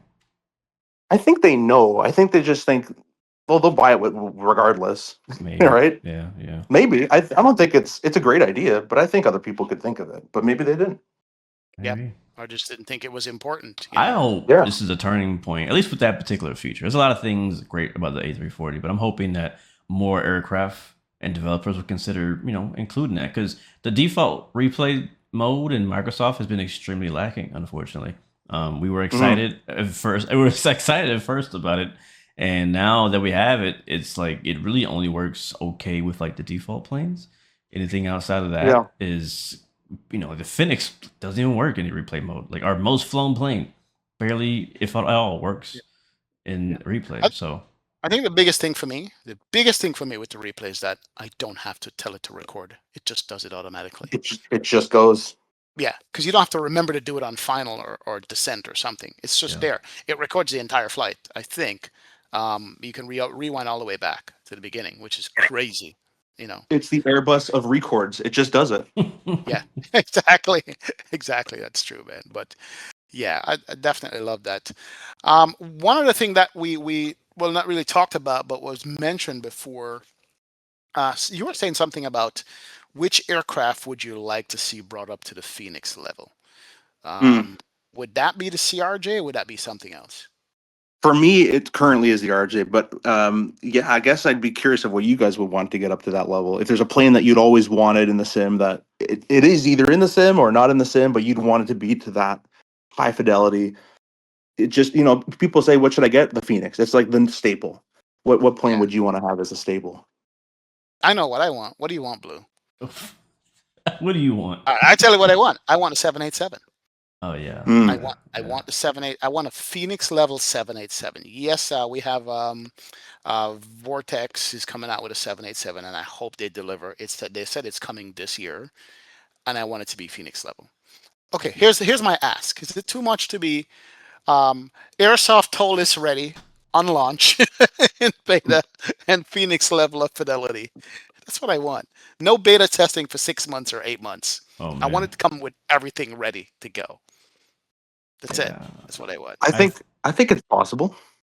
Yeah, I think it's Yeah. possible too. I mean, we got this vector people potentially, so we'll see what comes with that. But I think for me to answer that question, as you were talking, I was thinking about it, and I'm answering that a little bit differently because me and XP have talked about this before, and I don't necessarily want a Phoenix level of anything per se. I want, now hear me out. I Here we want go. a A2A Comanche level airline. That's what Oh, I wow. want. A2A is one of the best. I want their constellation back every day. I want an A2A Yeah. Comanche level airliner. And the Fenix, in my opinion, is still not to that level. And now the Comanche is obviously a much less complex aircraft, right? So you can't really directly compare it. But I mean, like all of the maintenance that's involved, the wear and tear that's involved, all of the internal systems that are, you know what I mean? Like all that kind of stuff. I The want living, that. breathing. The Yeah. living, breathing aspect of what A2A has done, as well as Black Square too. The way they really make their aircraft feel like a living, breathing machine. I want that in an airliner, and I don't even care what airliner it is, as long as it's not some obscure, DC-3 or something. You know what I mean? Yeah. But that's what I want. I want an airliner that I can call like mine, that I take care of, that's persistent between flights, that will break if I fly it wrong. You know what I mean? That's what I want. And like, for example, the Comanche, and I've talked really highly about this to XP, was that when you fly the Comanche in the winter, it is a whole new different plane. It's a completely different beast. And when I fly airliners, the Fenix, PMDG, I builds, anybody, like it feels like the same plane, whether I'm flying in the winter or in the summer. Now, to you, kind of circling back to as a real world CRJ pilot, and you fly these aircraft year in and year out, does the aircraft feel the same from flight to flight or from season to season? Like, what are some of the differences that you face just with the aircraft and in the different seasons? Yeah, the real airplane. Yeah. Like, oh, go ahead. Sorry.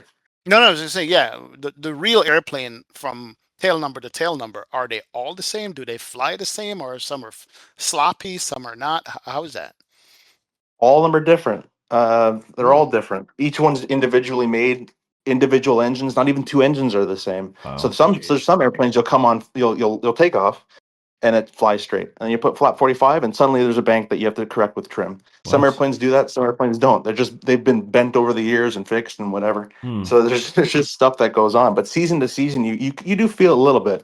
When you start get to the airline level, it's just like the airplane has so much performance that you're only going to really feel either a tiny bit more performance in the winter because the air is thicker and colder and more dense, and then in the summer it might just take a little longer to get the cruise, like that kind of stuff. But in a GA airplane, you'll feel a huge difference. In the winter, you'll get maybe 1,200 feet per minute on a Hmm. climb, but in the descent, you get maybe, or in a climb in the summer, maybe around 500, 600. Wow. So you probably feel a big difference in that. And then our checklist changed in the winter. We got to get de-iced and all that kind of stuff. So that kind of changed a little bit. But Oh man. Like I Wow. want, like I think there's a duct that you close in the Airbus, I believe, when you do de-icing. oh, I Like heard about this. What was it called? I can't remember what it's called, but there's No, a specific thing I, you know- get to. I think you have to turn off the APU. Not the No, APU, sorry, no. the packs. The packs. that I has think to you Oh. have to come turn off. the It's pack. something else. It's something that seals the airplane for water landing. I know what you're talking about. Yeah, it's Oh. the ditch button. Yeah. That's what it is. The ditch button. Yes. There you go. There So you go. I Yeah. guess this is like a taste of what I mean. Like if I don't do that during de-icing, I should pay for that. You know what I mean? Like something bad should happen to me if I don't do the right procedure. Whatever it may be, flood an engine, overcook it. I don't know. Like I should be. I want flight sim to punish people for doing the wrong Yeah. thing when they fly these planes. Like as a rural 100%. pilot, if you do certain things to that CRJ, you will not get home, right? And I want that feeling in the flight sim. That's what I mean by A2A Comanche level of an airliner. Yeah, a little one for us. If we get de-iced and we're doing an APU on, that's the APU is the least desirable. We want engines on de-ice is the first. If we can't do that, ground power. If we can't do that, APU. The reason is sometimes if the icing guy is not trained properly or maybe makes a mistake, there's a slight chance he can spray directly into the APU intake, and Oh or man. it can run down the rudder and get into the APU intake. And so we actually have to hold our rudder full left if we're doing APU What? only de-icing. Yeah. Wow. So that'd be kind of cool if Hans can model like the airplane just loses its power real quick. That's a bit of a surge. So. Jeez, man, wow. How far are they off with the RJ? Are they still working on it? The airsoft? Are they still working on it? Or uh, is there room for somebody else to come into the market and make another one to compete? so it's going to hurt me to say this. They are working on it, but I think with the manuals that they're working with, which is not many, and the power that they're working with, they might want to allocate more manpower to it, or it might get taken. I don't think the RJ demands that much like it's not a 320, it's not a 37. So I think that's why people haven't made it. But in my opinion, I think it wants a fresh start. Get off the Mm, Microsoft Asobo build, get mm, off that flight model, and build straight like does the MD-11 have external flight model? Whatever it is, but do an external flight model. Do everything externally mm. would be probably the best way to do it. Hmm. Yeah, I'm But with you. I they are don't think working on there's it. enough room in the market. Or I should say room. I don't think there's enough demand in the market to Yeah. make a competing CRJ. I think, but to that point though, I mean, at its current state, how good is the current CRJ in Microsoft Flight Sim? Like, what is your kind of quick little review on it? Like, do you recommend it to people? Is it good simulation wise? How's the flight model and so on? Yeah, it depends what you're gonna do with it. If you're doing failures, it's 0 out of 10. So we'll get that one out of the way. If you're That one's the easy one. If you're doing A to B, which most people are going to do, en route in the current build, there's some LNAV problems and some FMS problems. But if you take the 2020 build, where it was originally designed for, where we got, because I was on the team to help it, Mm, we got it to, I want to say like a 75% on just A to B stuff. They got the holds kind of starting to work. You still can't do custom waypoints in the FMS, but if you're just doing A to B, ILS to ILS, RNAV approach, you could do that. And it worked quite well, and the LNAV followed. Flight model wise, it's hard to judge depending, but I'd probably say there were some moments where I was flying the newest build in 2020 where it did remind me of the control inputs I needed to do in the real plane. And mm. I got with, I don't know if you ever met Got Gravel, is his call sign online. Gravel. He makes, Yeah, yeah. yeah. So I got with him and he made the flight model for 2.1. Mm, And we tried to get it as you can get your TCA Boeing Yoke leave it on no sensitivity settings, no changing it, and it should feel as close as it can. And we got, I think, pretty close in 2020. 24 is completely kind of changed it though. Mm. Hmm. And what I mean, but you're saying 2020, is it not flying very well in 2024? 24, I find in every plane that wasn't made for it, this could just be me, Hmm. near 20 to 10 feet, you can pull idle power and this airplane gets magic lift from somewhere. Wow. Yes. I don't know. I don't know what it is. I haven't Yeah. experienced it in really any sim but 24. I have to flare the 7.3 at like 5 feet, or else I'm going to go and past. Like Yes. Wow. I Yes. just find there's a huge amount of performance. And I had a buddy come over. He used to fly the RJ, flies the 320 now. And he came over and I'm like, can you try this out? This is the airplane that everyone says is the best, the best, the best. Tell me if this has, what do you think about it? I didn't say too much lift. What do you think about it? He went to go flare. He's like 5,000 feet past the touchdown marker. And he's like, what the heck? There's way too much performance in this. I'm idle thrust. And you could do tests. You can go idle thrust and hold that nose off to like 90 feet in the max, the Yeah. 3.7 and the A320. And this is Wow. where I have to defend X-Plane, because I had the same conversation today with somebody where uh, people are saying it's good, it's good, it's good in 24, and 24 I love. I fly it more than anything else, even more than X-Plane. However, Mm. landing in 24, I have to change my flare, as you Mhm. said, way lower to the ground. And because if I don't, it just keeps floating and floating and floating and floating and floating and floating and floating, Yeah. no matter which plane it is. All of the plane do that. I go back to X plane and I try that, I smash the ground. Yes. Yep. Oh my Right. god. Yeah, I smash the Every ground if I time. try to X-plane. So every time I'm coming on final, I have to remind myself which sim it is I'm in and what this particular sim requires for it to Yep. land properly. Right. So I agree that observation is 100% correct, but people don't really call it out. They're like, it's fine, it lands good. Yeah, because you've learned how to land it. Hmm. But when you fly another sim, you realize it's not that way. So I agree with you, man. I definitely agree All, with you. all I can say is in 2020, when we got that RJ, I could do my real life technique and it would do what I thought it should do. Mm. 24, I do the real life technique. It either hits crazy because there's something happening or it flows all the way down. So Yeah. it's kind of unpredictable. But I will say the MD-11, the 727, and the new A340, even the Indie Builds 340, I find had pretty good flare physics. Mm. Like you really got to flare the 340, the new one, or else you will smash. Nice. That's it. I'm going back to 2020. Yeah, you're Nope. gone. No, Nope. no, Not no, me. Not me. no, Never. no. She's joking. She's joking. Wow. Never. But yeah. Wow. Look, maybe there's room in the market for another RJ, like a real high fidelity I think there's CRJ. room for an ERJ, but not a CRJ. Oh, don't start that. No. Personally, Maybe I I don't know. Yeah. because we don't have one. There is no ERJ 135, 45. We have the 170, which I don't know. I'm not going to comment on that one, but No uh, comment. but yeah, True. we're missing. It's like one of the few planes. Honestly, it's one of the few planes we have left that's missing in the modern day for Microsoft Flight Sim is the ERJ 135s and Yeah. 145. Isn't Yeah. someone making that? I thought someone was coming out with that. Is Well, that not I true? there. believe somebody is. I just don't know who. I thought it was like flight. It's not flight effects. I thought someone was making it, but I could be wrong. I mean, Yeah. maybe we're getting confused with X-Plane because they did Probably. come out Yep. over there. Yeah, Yep. Yep. We're blurred the lines now with the Sims. Can't even keep up. that's But it. I think if any company made any airplane true to life, failures punishes you, no matter what it is. I think people in the sim market, the true simmers, would I think just buy it because they want to feel that, regardless of yeah. what it is. They can make a true to life A10. It does everything it does, right? It's like, oh, it's the most high fidelity sim you can ever get. I think people just drawn to that. I would be at least. Yeah, it And is. that's the thing with high fidelity is like I'm not going to use 90% of what's in a high fidelity airplane, but just knowing that Mhm. it's there, and if I do something wrong, I screw it up, and I can complete a flight from A to B, it makes me happy. You know what I I mean? want to be scared when I put random system failures on.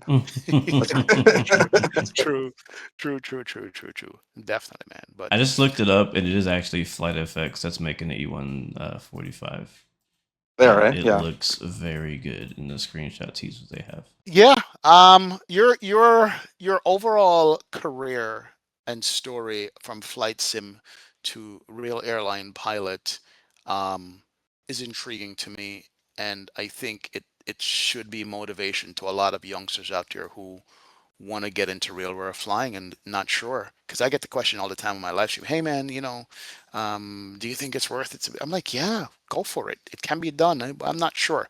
Go for it. So what would your message to be to those people who, are on the fence about going for an aviation career? What would you say to those people? Well, as everybody says, you got to do what you want to do. If you enjoy it enough and you have the money to do it, or you find the money to do it, I say do it. I say even if you're not even young, if you're 40, I had people in my class that were 45, and in 4 years they're on a Dash 8, and in 5 years they're on a 330.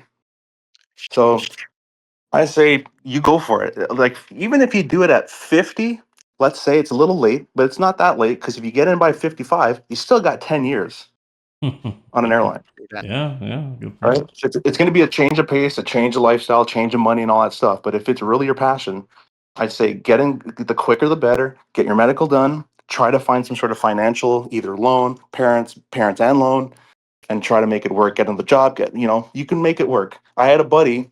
He lived 4 hours away from the flight school. He would sleep in his car in the parking lot. He'd do all his licenses, sleep in a car. 2 kids at home, by the way, Oh man. away. And then he Wow. would do. He went to instructor, and now he's captain on a King Air. Went up north, and then he's gonna go. He's gonna do probably an airline, or maybe he'll just stay there. Might enjoy it. Yo, Nice. that I love that you said that. That is freaking dedication, right? The dude slept in his car to get the job done. So if you're listening, if you're watching, no excuses. And the same goes to me as well. I want to talk to you about one more thing before we let you go. DCS has been a pretty big part of your career too, right? Kind of getting Huge. through in your everything. So you said you used to run a squadron and you did can you give us like a short kind of overview of how much you were involved in DCS? Yeah. Started off. The club was called Mad Dogs. I was 15. That club separated, and then we formed a different club called 16AGR. I don't know if anyone's in the chat's heard about it, but 16AGR. We grew from. I just was a normal member. I eventually grew up to the admin status and one of the leader instructors in that group.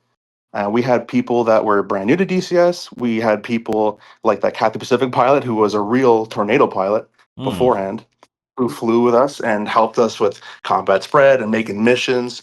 So that kind of stuff. And did it for 8 to 9 years. Probably any airplane except for the trainers and the World War II, I would help people with, helicopters included. And you were training. So You're like a yeah, training like officer, whatever you want to call it, yeah, in a we DCS just had squadron. people like. Yeah, we had people that were just more proficient in their airplanes. We'd give them an instructor tag, and then I have PowerPoints that I made. I still have them to this day. I Wow. got a case one, a case three. I got dogfight, BFM, ACM, who's who in the zoo, tons of stuff. Bro, this is hardcore right here. I love this. This is hardcore. Oh man. And was this was Both of you guys should. before Yeah, this right. was Both of you guys before should you form a became a squad. pilot, right? All before I started at 15. I really got proficient when I was about Wait, you 17. were 15 years old making PowerPoints for how to do a Case 3 landing in that F-15 Hornet?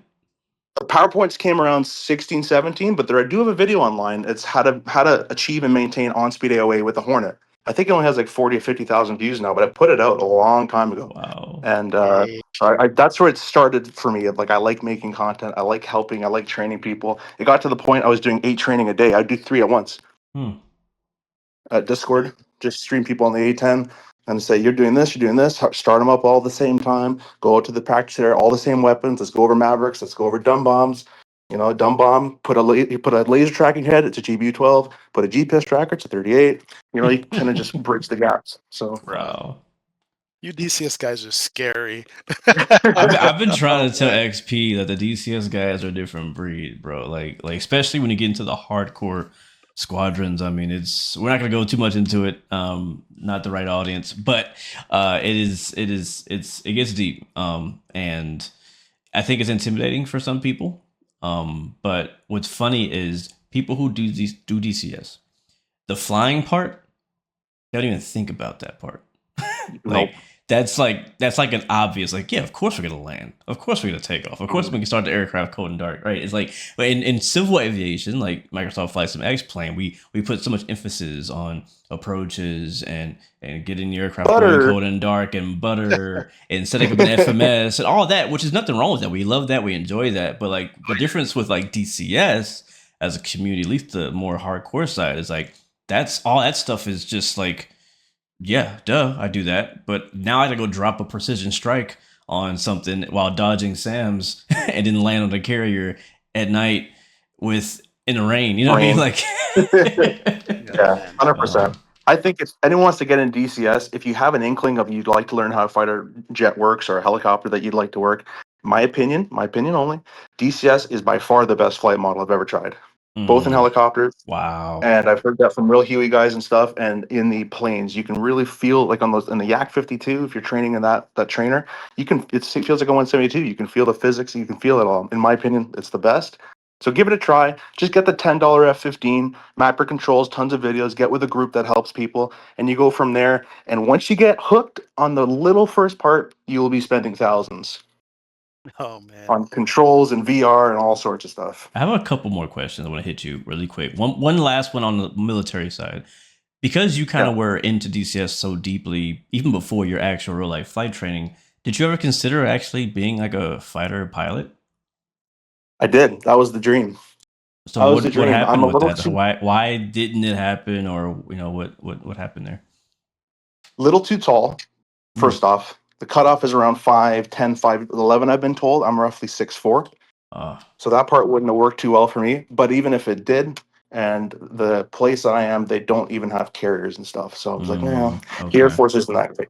So I gotcha. not much to Gotcha. get into in that perspective. But that was the dream, man. I've watched Top Gun a record 184 times.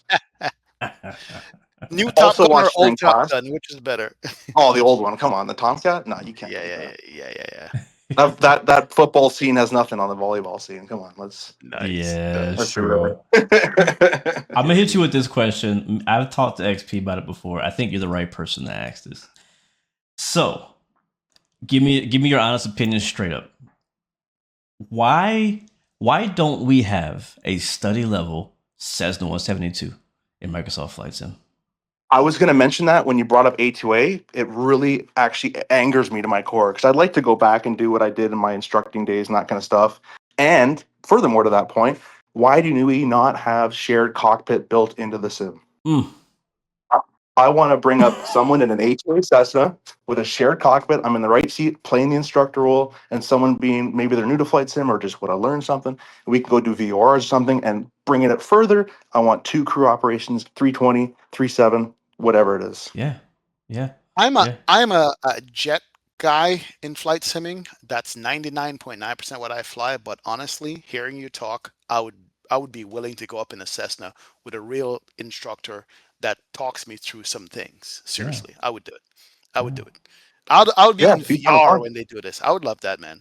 That's a great idea. But Absolutely. my point is that like the A2A Comanche, the Black Square, various aircraft they have, we have a lot of great GA planes, and the one that's been really neglected, and I don't know why, and that is the core, the basis, like where everybody starts, the The bread most and produced butter, airplane in the world. the most produced aircraft in the world, the Cessna 172. No, not some special edition, not the Skylane. You know what I mean? None of that other stuff. Like, but the basic Cessna 172. Now, I will say, and I want to get your opinion on this. The default one is actually not that bad, but No it's comment. not. Oh, no comment. But Wow. I'll come back to that. I'll come back to that. But my point is, like, we need a study level. We need a study level version, one that's living, that's breathing, that's, We do. everything is working from the inside out. All the circuit breakers, the carburetor, like, you know what I mean, like the engine, everything from the inside out. Just like how A2A Comanche's been built from the ground up, like a real aircraft that reacts to the temperature, the altitude,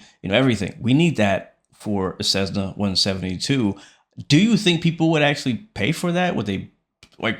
Is there a market for that? Is that reason why nobody's making it because people think nobody's gonna buy a Cessna 172? Like, what do you think? Why not? So I don't know why not. Maybe that back in their old time they found that the metrics of the 172 didn't sell well. But I'm still of the opinion that if you make a fantastic sim of an airplane, especially one that probably 85% of people, like maybe 90%, did their intro flight on and might want to relive that, I think they'd buy it for the right price. If A2A charged 50, 55 for that, I think it'd be a home run. I'd I don't pay for it. know. I honestly don't know what is stopping them. There is a default one, but in my opinion, it is awful.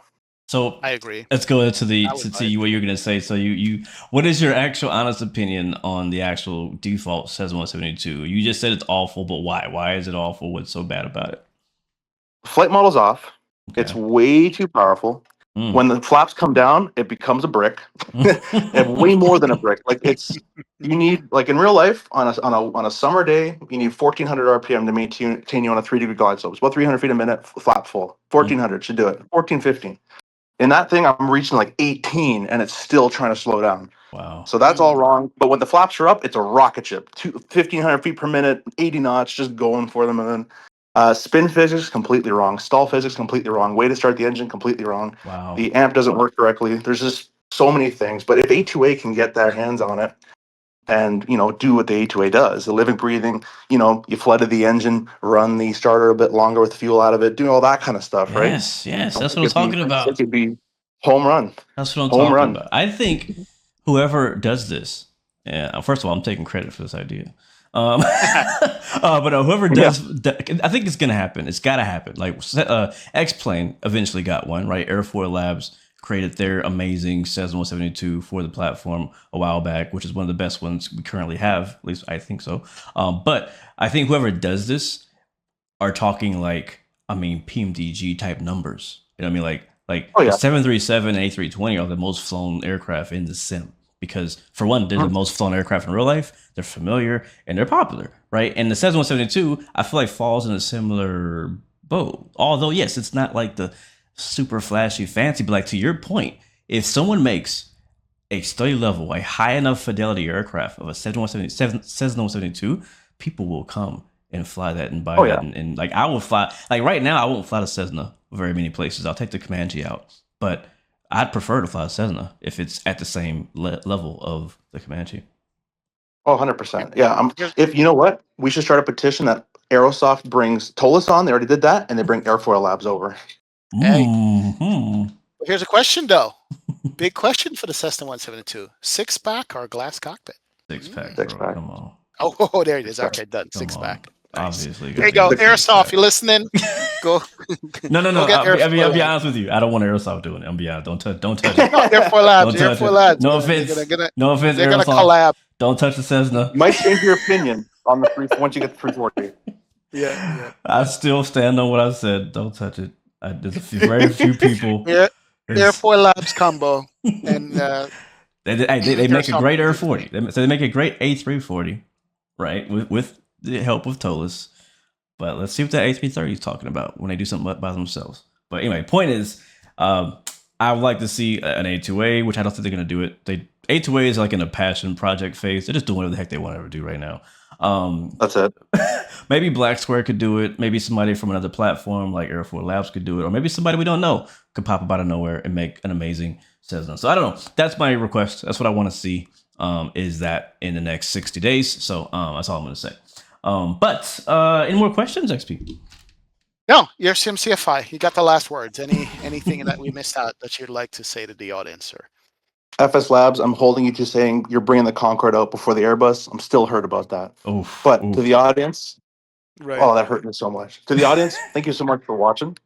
I'm glad you like the content. If you do, I really appreciate that. Content isn't probably as good as a lot because I don't do like the fancy editing and stuff, but I try to incorporate as much as I can in terms of the knowledge stuff. So yeah, that's about it. I got for you guys. I'm really happy to be here. I actually had a lot of fun. It kind of feels like the expo because we're just talking about sims and stuff. It does. So, like remember we sat at was it lunch in that really crazy like gaming place? So we're just hanging out. Yeah, like, that's what it kind of feels like for sure. I like that. Ladies and gentlemen, hold on. I'm sorry. I'm holding everybody up. I actually had one question I wrote down that I completely forgot to ask you, and that is me and you. And if you don't want to talk about it, I'm cool. I just want to kind of bring it up. Yeah. But me and you have talked before in the past, even before we met, I believe. Was it you? It might have been somebody else. anyways, I think it still applies to you. What's it like as a real world pilot trying to get traction as a flight sim content creator? Mm. Mm. I know a few other pilots, airline pilots, and instructors and things like that. They make content. I think to get traction, I think it's just dedication and doing it over and over again. A lot of guys I know who are pilots and they stream, they kind of stream once in a while and then they put it away and they'll come back in a few months. But I think it's constant uploading. It's going to be, quote, easier because you do have, the background of having your knowledge of what you do for work on the sim. So people are naturally inclined to click on it because they want to see, how to do it in the plane you fly, especially if it's an Airbus because they'll be Yeah. pretty good to get. But it's going to be probably a tiny easier road than someone just starting up and saying, "Here's I'm flight simming. I didn't go to school for this. I just have fun for it. I've been simming for a long time, and come watch." It's probably easier than that, but it's still going to be. You just got to upload again and again. Understanding computers. A lot of real pilots that fly, they understand their airplane computer, but knowing how to build a PC, knowing how to fix a sim, I spent years on diagnosing problems in Wow. sims, as you guys do too, right? So if someone gets hit by a problem, on their sim, they just say, "Screw this, I'll wait for an update." Where I'm like, I'm gonna fix this. I can't sleep. Wake up thinking about if I just try this little tweak, Yeah, yeah, it'll yeah, fix yeah. that, right? So I think it takes that. It takes a little insanity, pretty much. Because Yeah. I guess one I reason I agree. ask is because we actually haven't had a chance to ask a pilot this question, XP, and that is because maybe I don't know, let's say a few years ago, the whole real world pilot line popped up in a lot of titles of videos and streams, and well deserved. But I kind of want to ask, like, that I feel like that is no longer carrying as much weight as it used to. Like, there used to be a time where there's only like two, maybe three real world pilots who were also making flight sim content, and everybody were flocking to these people because, like, oh man, like that's like my superhero, right? Like, you're doing the thing that I Yeah, always want to do, right? And like, but now that there's many more real airline pilots, including you, and I mean, there's a bunch of people now who all fly real airlines, and some people are just real pilots who fly Cessnas, right? Everybody's putting this title in their thumbnail, right? And so it's like, what's it like, for you, right? I mean, your channel is a modest size, right? You're growing pretty decently, but like, are you seeing that as a benefit, like a major benefit of being a rural pilot versus people who are not rural pilots? Or like, how does that look from your perspective?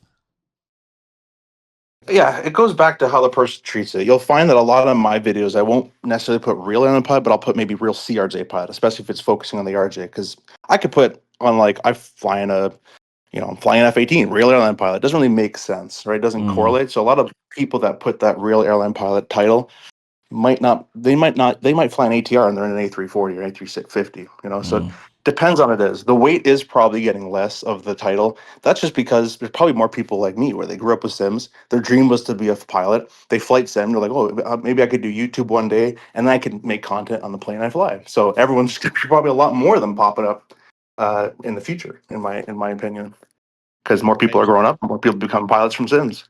yeah. And let me just say, I think, um, the real world pilots that make it in the flight sim community, because I watch, is the one that brings value to it. Teaching, you teach, Flight Deck for Sim teaches, V1 teach, and a bunch of other guys who are real world pilots teach. The ones that, just as you said, drop in from time to time, it doesn't stick at all. Yeah, I think the value we get from real world pilots is like, we want to know, like, how do you do this thing? What's the real way to do it? You know what I'm saying? And so we can yeah. mimic that as flight simmers. So I think that's what it is. You got to bring value. And that's why when you start teaching to CRJ, people are like, yep, let's go. We want to get to learn this properly and get to know what it's really like. And we definitely appreciate that. Yeah, and you can tell, like I can clearly tell if I do a CRJ stream, doesn't matter what time, there'll be 50 people watching, maybe. But if I do a 320 or anything else, usually there's 20. So people Whoa. definitely come. Yeah, People want it. people Yeah. definitely come because they want to learn how that airplane flies. Wow. So I think the passion, if the passion comes through, like V1's very you could tell someone who does a full airline schedule and streams as much as that. either is bidding reserve and is off, Yeah. or is just insanely passionate about it, right? So I think it just comes through in the videos and the content. And sometimes I even kind of squeam at putting like a real airline pilot in the title, but if the content's the content, No, I mean you earned it. what I'm giving you. Yeah, Yep. So explain. There's a subscription model for the CSS 737-500.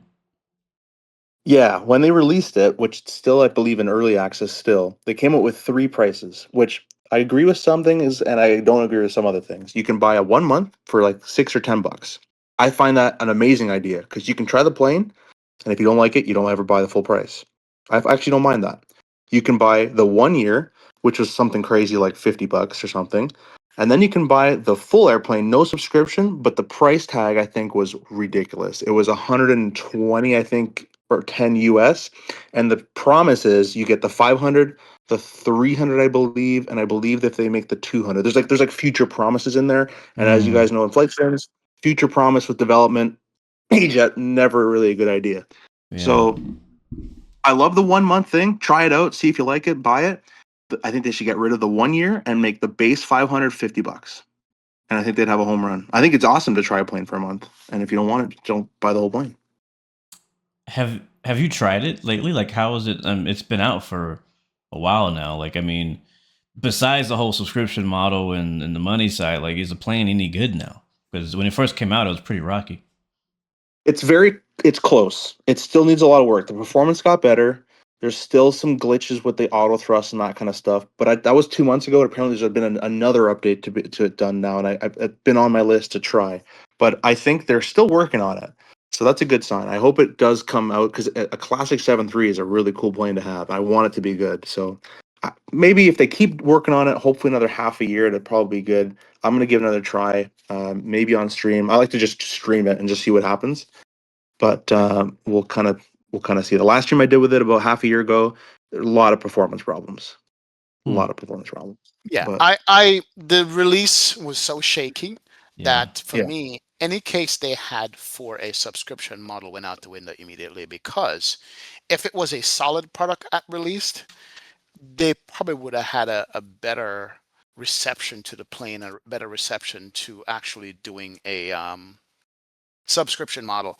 But because it was shaky, I was like, no way I'm doing a subscription. Yes, it would be nice to try an airplane, but I can't, right? I can't do it. Now, if let's say they came out with a good plane and they're offering subscription, I'm still on the fence about not owning anything, Yeah. right? You Not you owning can the own it though. plane. That's the thing. It was so expensive to own. That's the thing. It's too pricey. Right. They put it so pricey on purpose that you would just Yeah. rent it in perpetuity, basically. Yeah. So, but I mean, at the end of the day, do we even own any of these sceneries and planes we have? Because if Microsoft goes away and the server shut down, everything we own is dead. That's another thought. Yeah, you got a But point. Me and Blue just experienced that with a little company that I hate, which is Oh, called boy. Raspberry. Oh boy. Before we get into that, though, I don't mind the idea of like a free trial or something like that. Like they've been kind of introducing in the marketplace in Microsoft Flight Sim, like you could free trial things and try it for like a few days or a day, and if you like it, you can buy it. Like, I wonder if that'd be a better way for CSS to go rather than make you pay $10 to fly it per month until you decide to pay, the full price. And also, if I pay $10 a month, do I finally get it the full No. plane once I pay $120 worth of monthly fees? I don't believe so. Yeah, No. that's a problem. There was nothing that I saw that said you would own it eventually. Like, is it like lease to own? No, it wasn't virtual plane. I wouldn't mind that actually either, but So you would have to decide pretty quick if you want to buy this plane or not, because you get 6 months into it and then you realize, oh, I want to buy this plane because I love it. Well, you just spend 6 months plus the cost of the full plane. Dang. yeah, That's they should discount it for sure. They should at least discount. Yeah. Hey, if you have a subscription and you want to buy it, you get it like, 50% off or something like that. I don't know. Just like a lease car, you pay the difference. Yeah, exactly. Yep. Yeah. It's rent to own. Rent That's We're it. home. talking about airplane here. You know what I mean? We're talking about airplane. Yeah, To your the point though, trial, the XP, trial I like. like Go ahead. what if this was a better plane? Let's take CSS's name out of it. Let's just say it's Iron Phoenix. Bills, PMDG, somebody respectable that we know we have loyalty to, and they decide to try something radical and different, and they have this amazing plane. Like let's use something that's not out yet. The 747, for example. Let's say PMDG is going to make an amazing 747, one of the best ever, and they're like, yo, but it's a subscription. How will people react Mm, to that? I wouldn't pay for it. yeah. Yeah. Okay. Let's say it's a long haul airplane that I only fly once every 2 months. I'll just pay the $10 to have it for that month, do a couple of long Yeah. hauls, and then let it sit in the hangar for another few months, and then I'll go back to it again. Mm. Yeah, So I it'd mean, be a good option for you in that case. yeah. I mean, until you do it 7 times, then you're $70 would have paid for the plane and you own it. Hmm. So that's the thing, you know. We're still in that ownership thing that we love to own things Mm-hmm. versus pay monthly. You know, I've had a subscription to what do you call it? I have my iPad that I use for my stream, and there's a stream deck on there, and it's only like $2 a month for it. But now I've paid $2 a month for 6 years. Hmm. And every time I said I was gonna go buy an actual stream deck, which is $150, I was like, man, I spend that money already on this thing, and I refuse to buy it. So I keep spending that $2 a month. It's Same only with two Wow. bucks. Navigraph, Well, Navigraph is right? different. You Navigraph, can't own Navigraph. There's no exactly. option to own it. Yeah. Right. You And have then to buy the whole thing, or yeah, monthly. That's the thing about right, Navigraph is that it's something that's updating, and you Hmm. know it's gonna update every month or every couple times a month. And so it's like if you don't update, if you don't keep your subscription going, then you lose updates. You get stuck in Hmm. the old. Like with right. the CSS, The air it's rack. like you don't get stuck Right. with the old plane. You lose the plane completely, right? If you Yep. don't Yeah. up Yeah. your subscription. So it's like if I got to pay the $10, I own the plane in its current state, but I can never update it again. That's a steal for me. So I got a Mm. $120 plane for $10 with no It updates, but doesn't it work though. works. You know. Yeah. Yeah. So So yeah, the whole monthly subscription thing is tough with anything these days, especially flight sim. mhm. You know, especially flight sim. It's like, do I, should I, or should I not? You know, but yeah, I mean the trial part of it I like. Yes, you spend your one time $10 and you have it for the entire month. That is more than enough time for you to test an airplane to see if I actually like this thing. Yeah. Yeah. You know, then you decide to buy it. I like that Yeah. for like They a should. plane like an A340 for me because I know for a fact that I'm probably fly it once every 6 months, most likely. Like that's just how frequent I'm probably gonna fly it because it's a long haul Right. plane. It's also not one of the most popular long haul planes. I would rather fly 777, A350s, and so many other options. Even though it's a good plane, it's just like if I paid $10 for it for either a trial or a subscription, and then I ended the subscription, like I would get my money's worth. I think out of that in that case. Yep. So it's like maybe there is a place for subscriptions in the flight sim community. I don't know. I mean, what about that one company that tried doing all you can eat scenery Oh, for a that's right. subscription fee? And they got What freaking was just that? like, I mean, hammered on social media. And like, people, what do you like? I don't know. Some people loved it, some people hated I think a lot of companies saw the backlash that CSS got, and I don't think we'll be seeing subscription services for a little bit. it. But Yeah. hey, I do like the 1 month, and I think the full price should be knocked down by like 80, $60, and then that's it. Yeah. Because they did make your XP's right. They made it really expensive in the hopes you get a finished product and two other variants, but you're paying the upfront cost to develop those planes.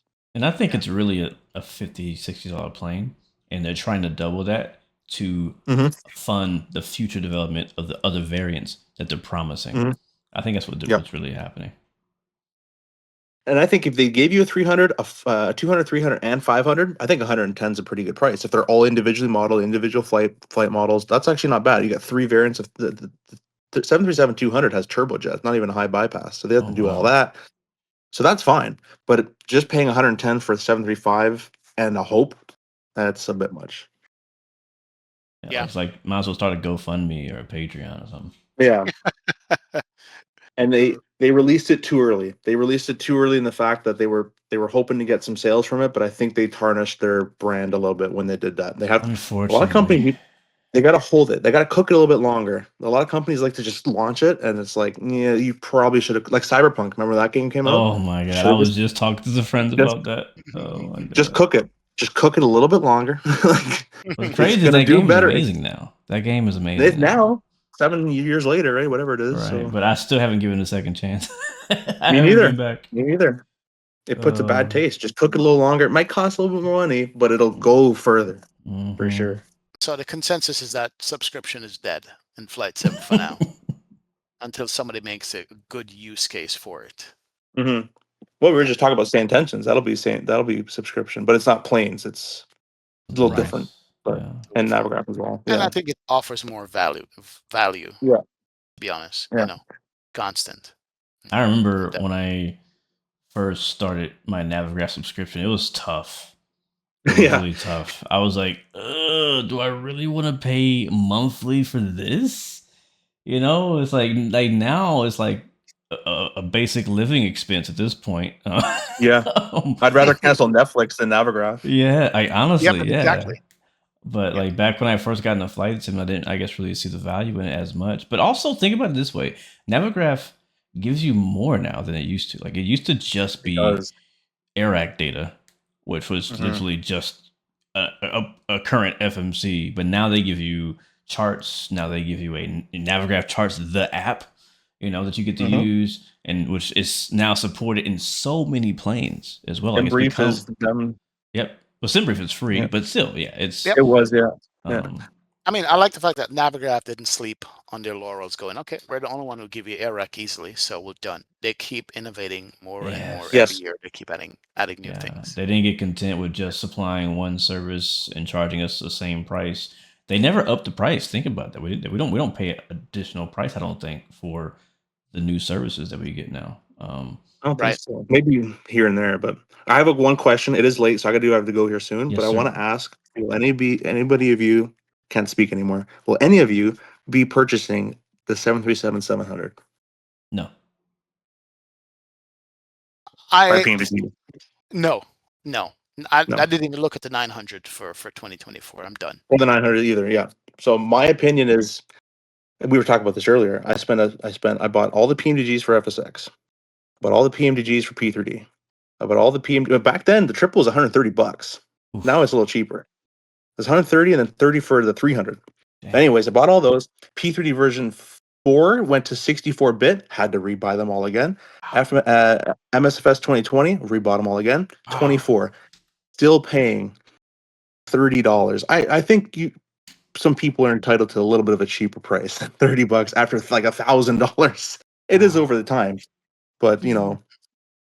after that, I'm content with the 800 personally. I'm not a big 737 guy. I guess if you fly it in real life and it's your main plane, obviously you're gonna pick it up. But that's my opinion on it. My thought process is that I have the Max from iFly. I have the Yeah, NG from PMDG, so my 737 needs have been met. yeah. I, and because of the pricing scheme, I stay away from it. That's Mm. just me. Uh-huh. Go ahead, Blue. No, I was gonna say I completely agree with both of you. A good example of this is TFDI MD11, and I've said this before.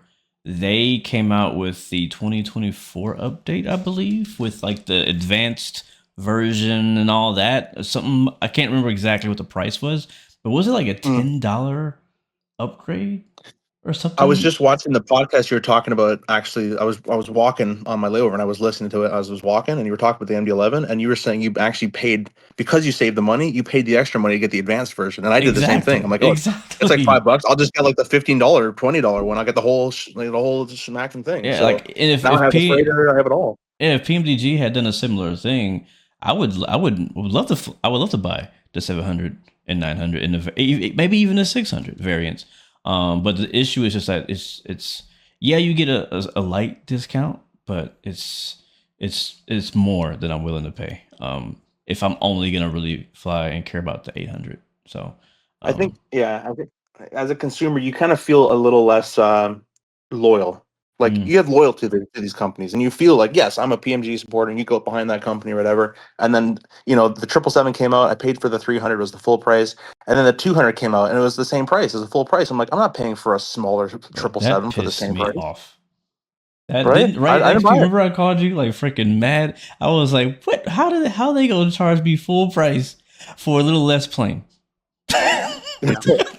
And Yeah. the freighter was its own price too. Oh my god, I Yeah. was so upset. So Yeah. I have the 300, and that's I don't do a lot of long hauling. So for me, the 300 is sufficient. I don't do quote real world flights sometimes either. I just take my triple on 1 hour flights. I don't really care. But people that are long haulers and they love it, they'll pay for it, and they know that. So that's all. I'm not knocking PMDG. They make great stuff, Yeah, they do. But Yes, they do. We I can easily say that they make very good Yeah, airplanes, yeah. right? you But pay for it, it works. Hmm. right, There that is won't be true. any bugs. So Yeah, but I But had my you pitchfork don't ready when that get 777 came out. I'll tell you that much. yeah.